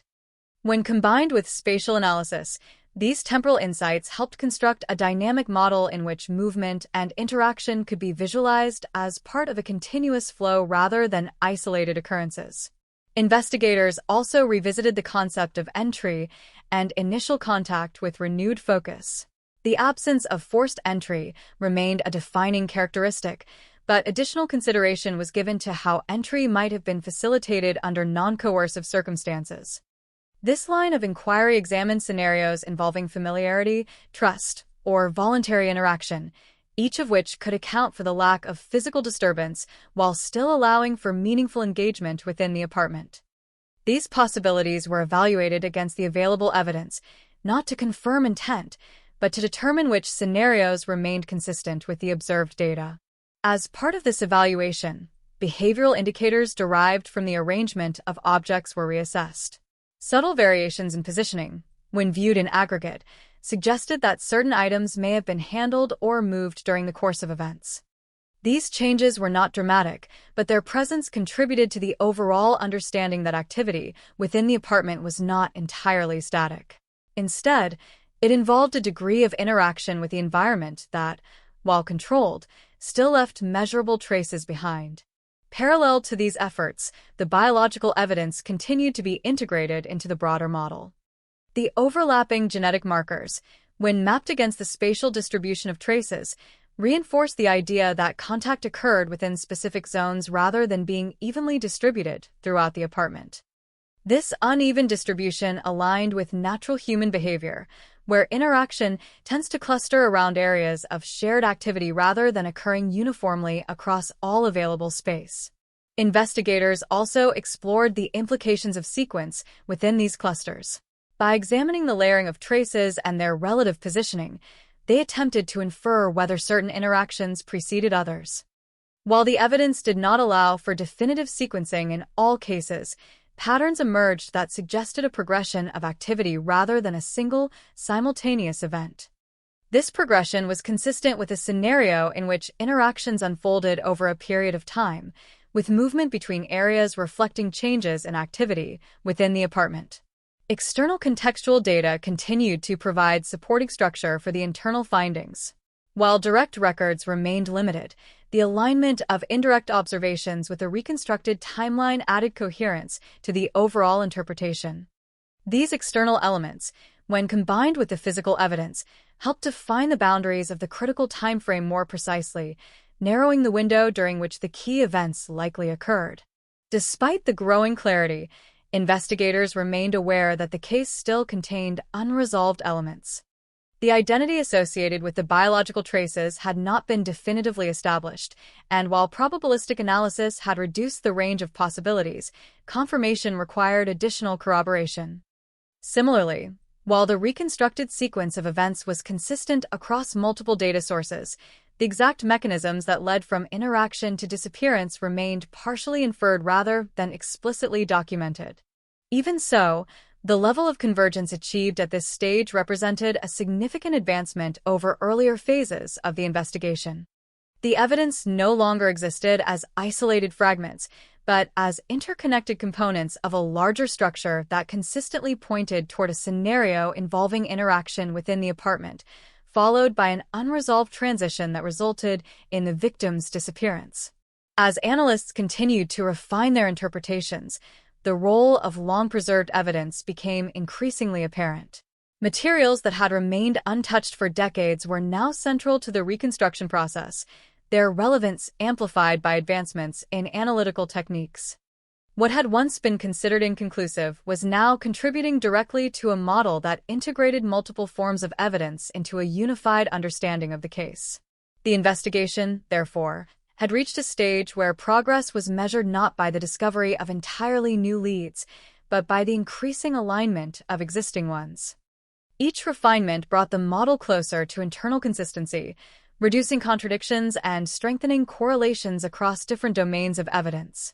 And as this convergence continued, the case moved toward a point where the remaining uncertainties were no longer scattered or unrelated, but concentrated in specific areas that could be addressed through further targeted analysis, suggesting that the final phase of the investigation was approaching, one in which the remaining gaps might finally be bridged by the continued synthesis of evidence that had, until now, remained hidden within the archives of a case that had waited decades to reveal its full significance.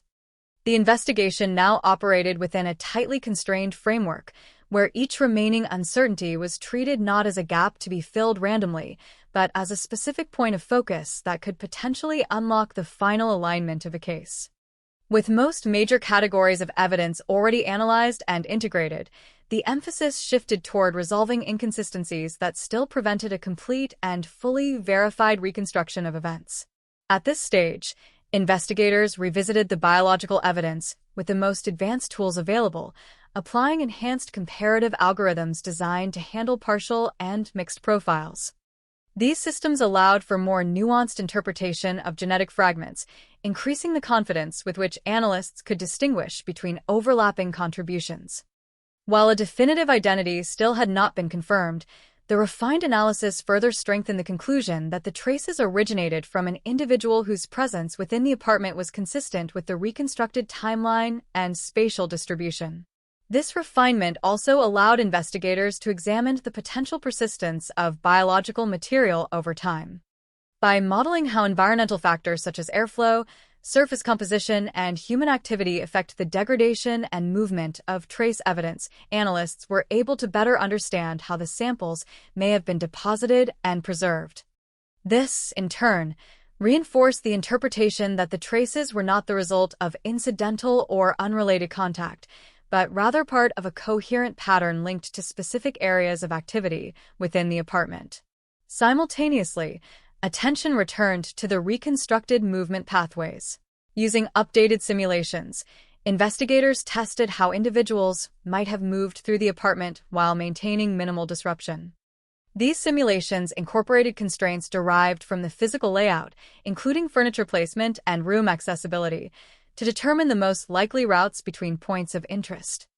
The resulting models consistently identified overlapping paths that corresponded with zones of concentrated trace evidence, further reinforcing the idea that interactions were localized and structured rather than random.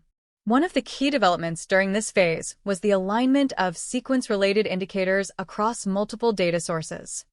While exact chronological ordering remained partially inferred, the combination of spatial distribution, trace layering, and environmental context allowed investigators to establish a relative sequence of events with greater confidence. This sequence suggested a progression of activity that began near the entry point, moved through transitional spaces, and culminated in areas where the highest concentration of evidence was found. Investigators also examined the possibility of temporal overlap between different forms of evidence. By comparing the estimated persistence of biological traces with the documented condition of the apartment at the time of discovery, analysts assessed whether certain interactions were likely to have occurred within a narrow time frame.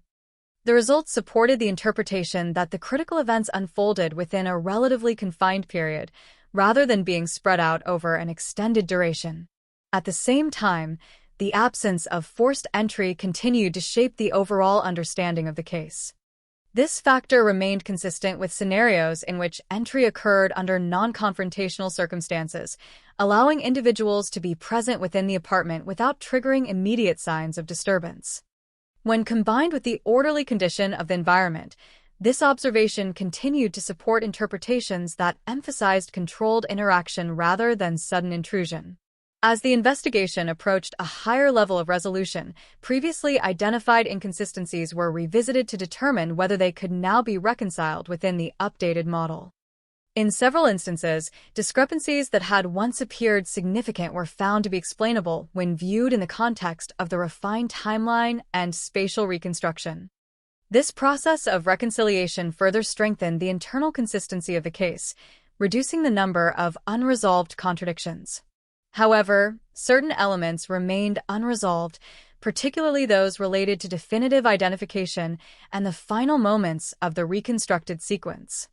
While the evidence strongly indicated the presence and interaction of multiple individuals within the apartment, the exact circumstances that led from those interactions to the eventual disappearance could not yet be fully confirmed. These remaining uncertainties represented the final barriers to achieving a complete and conclusive narrative. Despite these limitations, the cumulative evidence had reached a level of coherence that had not been possible in earlier stages of the investigation. The alignment of biological, spatial, temporal, and contextual data formed a framework in which the majority of observed phenomena could be explained without contradiction. This framework did not eliminate uncertainty entirely, but it significantly reduced the range of viable interpretations. Investigators recognized that at this stage, the case had transitioned from one of fragmented clues to one of integrated understanding, where the primary challenge was no longer identifying direction, but confirming the final connections that would solidify the interpretation. Each remaining piece of evidence was now examined with the expectation that it could either reinforce the existing model or provide the missing link necessary to complete it. The role of long-preserved evidence became increasingly central to this effort. Items that had been archived for decades were no longer passive records, but active components of the investigative process, capable of yielding new insights when analyzed through modern methodologies. This transformation highlighted the importance of maintaining evidence integrity over time, particularly in cases that may remain unresolved for extended periods. As analysts continued to refine their findings, the case began to approach a point where the remaining uncertainties were concentrated into a small number of specific questions. These questions, related to identity, final interaction, and exact sequence, represented the last obstacles to full resolution. Each one was being addressed through targeted analysis, with the understanding that resolving even one of them could significantly advance the overall completeness of the case. And within this narrowing scope, the investigation moved steadily closer to its final phase, where the convergence of all available evidence would either confirm the reconstructed narrative or reveal the final adjustments needed to bring it into full alignment. Signaling that the decades-long silence surrounding the case was nearing the moment when it would finally be replaced by a coherent and evidence-based understanding of what transpired inside that Tokyo apartment in 1992. The investigation now stood at the edge of resolution, where the remaining uncertainties were no longer vast and undefined, but concentrated into a narrow set of variables that could be examined with precision. Every major category of evidence had been revisited, refined, and integrated into a unified framework, leaving investigators with a model that was internally consistent, yet still requiring final confirmation in specific areas before it could be considered complete. At this stage, attention returned once again to the biological evidence, not for new discoveries, but for final validation. The most recent analytical methods allowed for higher resolution interpretation of the partial genetic profiles, enabling investigators to assess the probability of shared markers with greater confidence. While a direct, fully conclusive identification still remained just out of reach, the cumulative probability of the profiles belonging to a single consistent contributor had increased significantly. This strengthened the interpretation that the traces originated from an individual whose presence was not incidental, but integral to the reconstructed sequence of events. To further support this conclusion, analysts examined the consistency of these biological markers across multiple locations within the apartment.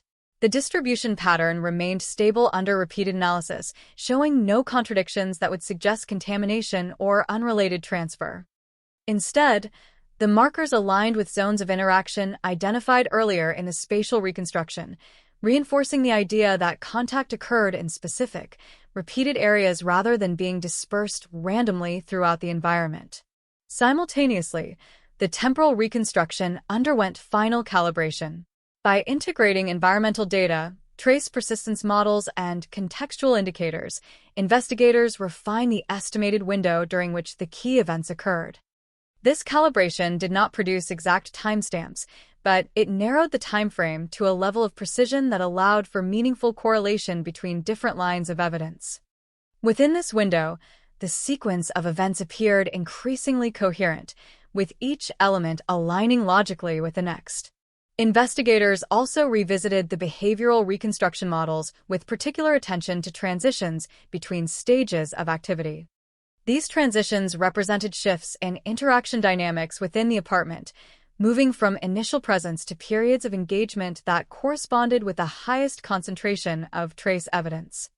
By analyzing how these transitions aligned with spatial movement and environmental constraints, analysts were able to construct a more detailed sequence that accounted for both the distribution and timing of observed evidence. One of the most significant aspects of this phase was the convergence of independent validation points. Evidence derived from biological analysis, spatial mapping, temporal estimation, and contextual records all pointed toward a consistent interpretation of events. While each domain retained its own limitations, their agreement across multiple dimensions provided a strong indication that the reconstructed narrative was not coincidental, but grounded in a shared underlying reality reflected in the preserved data. Despite this convergence, investigators maintained a careful distinction between high-confidence inference and definitive proof. The remaining uncertainties, though limited, still required resolution before the case could be formally considered closed.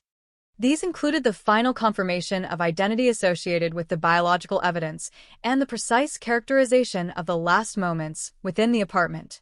Both of these elements were critical to transforming a highly probable reconstruction into a fully verified conclusion. In response, analysts conducted additional cross-referencing with external databases and historical records, seeking any potential matches or correlations that could confirm the identity associated with the trace evidence. While these efforts further narrowed the possibilities, the results at this stage remained probabilistic rather than definitive. Nevertheless, the narrowing range of candidates represented a significant advancement compared to the initial state of complete uncertainty. At the same time, investigators re-examined the sequence of entry and interaction within the apartment, focusing on how the initial contact may have set the stage for subsequent events. The absence of forced entry, combined with the orderly condition of the environment, continued to support interpretations involving non-coercive access. This aspect remained consistent across all models that aligned with the available evidence, reinforcing its importance within the overall reconstruction. As the investigation approached its final analytical phase, the emphasis shifted toward synthesis rather than discovery. All available evidence had been gathered, analyzed, and integrated into a comprehensive model that accounted for the majority of observed phenomena. The remaining task was to ensure that this model held under continued scrutiny and that no contradictions emerged when all elements were considered together as a single, continuous narrative. The strength of the case at this point lay in its coherence. Unlike earlier stages, where gaps and inconsistencies dominated the interpretation, the current model demonstrated alignment across multiple independent sources of evidence. This alignment did not eliminate uncertainty entirely, but it reduced it to a level where the overall structure of the events could be understood with a high degree of confidence. Even so, investigators remained disciplined in their approach, recognizing that final conclusions must be supported by verifiable confirmation rather than inference alone. As such, the last phase of the investigation focused on resolving the remaining points of ambiguity through targeted analysis and any additional corroborating data that could be obtained from preserved records or newly accessible sources. In doing so, the investigation reached a point where the narrative of what likely occurred was no longer fragmented or speculative, but structured and consistent, supported by converging lines of evidence that had been refined over decades of technological advancement and methodological improvement. And as the final pieces of analysis were brought into alignment, the case stood on the threshold of resolution, with only a small number of remaining uncertainties separating a highly coherent reconstruction from a definitive conclusion, signaling that the long-hidden evidence had nearly completed its transformation from silent record into a fully articulated account of events that had remained unresolved since that quiet day in Tokyo, 1992. The final stage of the investigation unfolded with a sense of restrained intensity, where every remaining detail carried disproportionate weight, and each confirmation brought the reconstructed narrative closer to completion. After decades of uncertainty, the accumulated evidence had reached a point where the boundaries of the case were clearly defined, and the remaining unknowns were no longer expansive gaps, but isolated elements awaiting final verification. Investigators returned once more to the biological evidence, now viewed not as fragments in isolation, but as part of a cohesive evidentiary structure that had been steadily reinforced through repeated analysis. The most recent comparisons, conducted against expanded reference frameworks and refined statistical models, produced a level of alignment that significantly increased confidence in the interpretation of the trace profiles. While absolute identification required a direct and unambiguous match, the probability distributions associated with the available data converged toward a consistent profile, one that fit within the parameters established by the broader investigation. At the same time, the spatial and temporal reconstructions reached their final integrated form. By combining movement modeling, trace distribution, and environmental constraints, investigators were able to map a sequence of events that accounted for the observed evidence, without contradiction. This sequence described a progression beginning with entry into the apartment under non-forced conditions, followed by interaction within specific zones where biological traces were concentrated, and culminating in a transition that led to the victim's disappearance from the environment without leaving behind the typical indicators of departure. Crucially, the alignment between independent lines of evidence, biological, spatial, temporal, and contextual, provided a level of internal consistency that had not been achieved at any earlier point in the investigation. Each domain supported the others, creating a network of corroboration that reduced the likelihood of alternative explanations. While minor uncertainties remained in the margins, they did not disrupt the overall coherence of the reconstructed narrative.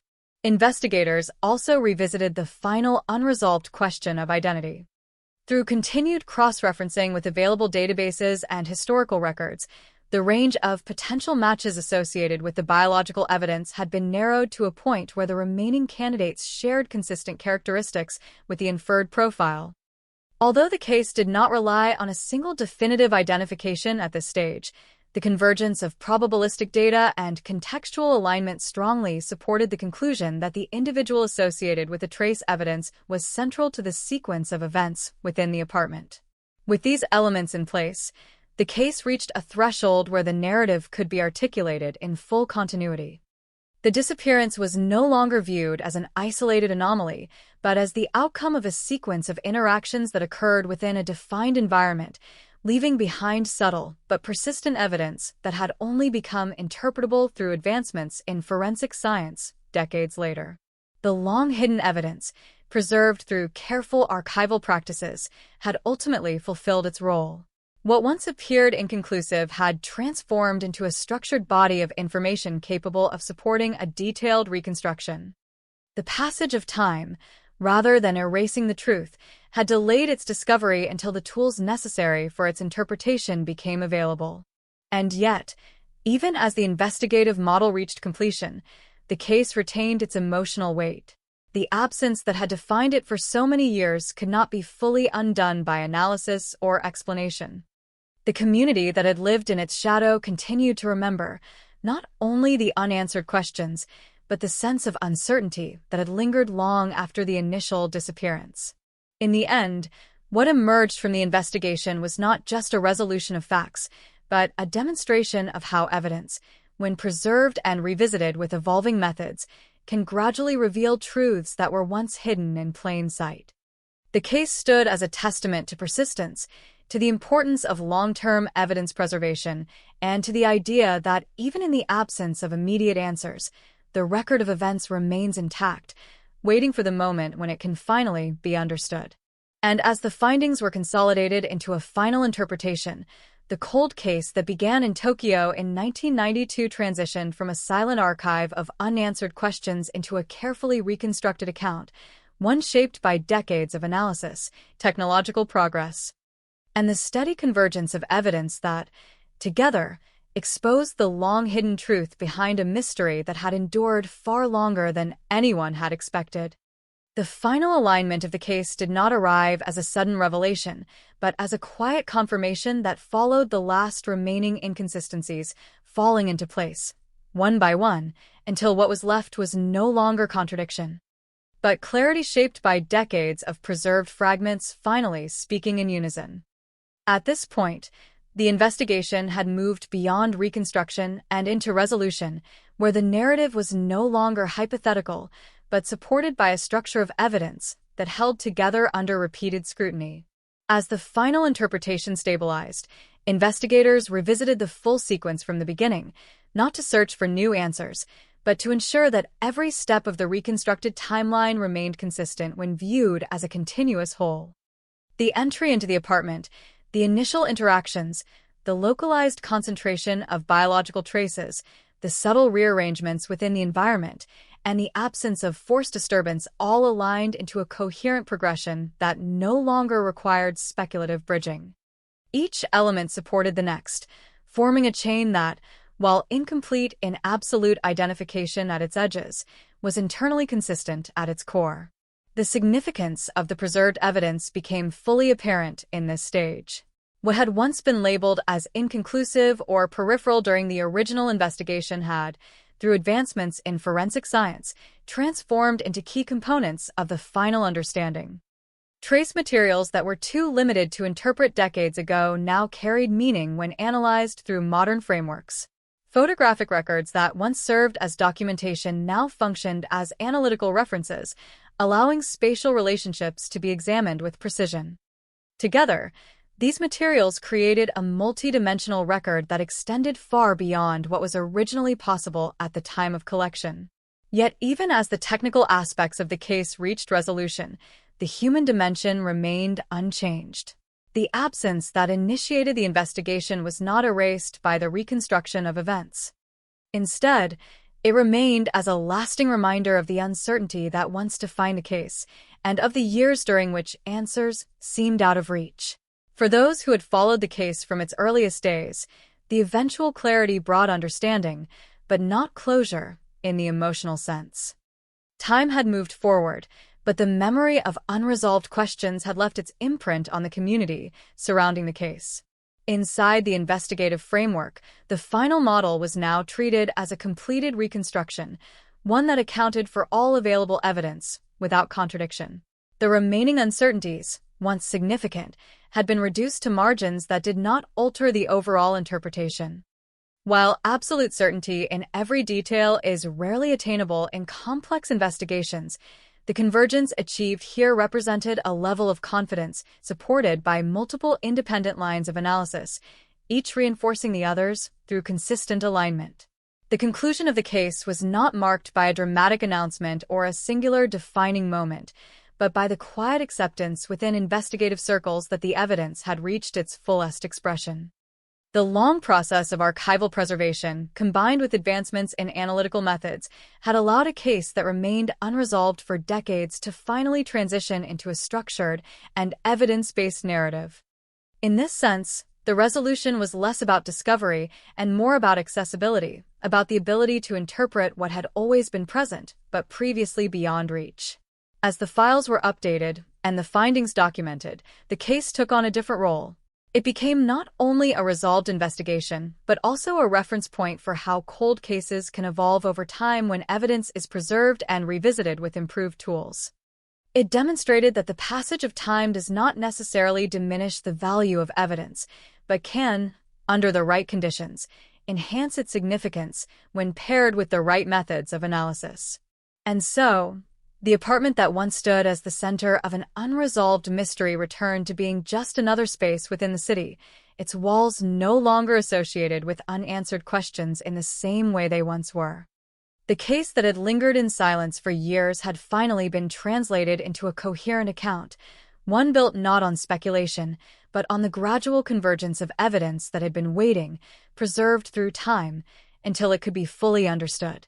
In the end, the story of this cold case was not defined solely by what happened within those walls, but by the long journey required to uncover it, a journey that stretched across decades, across technological limits, and across generations of investigative effort, ultimately revealing that even the most elusive truths can emerge when evidence is allowed to endure long enough to be heard.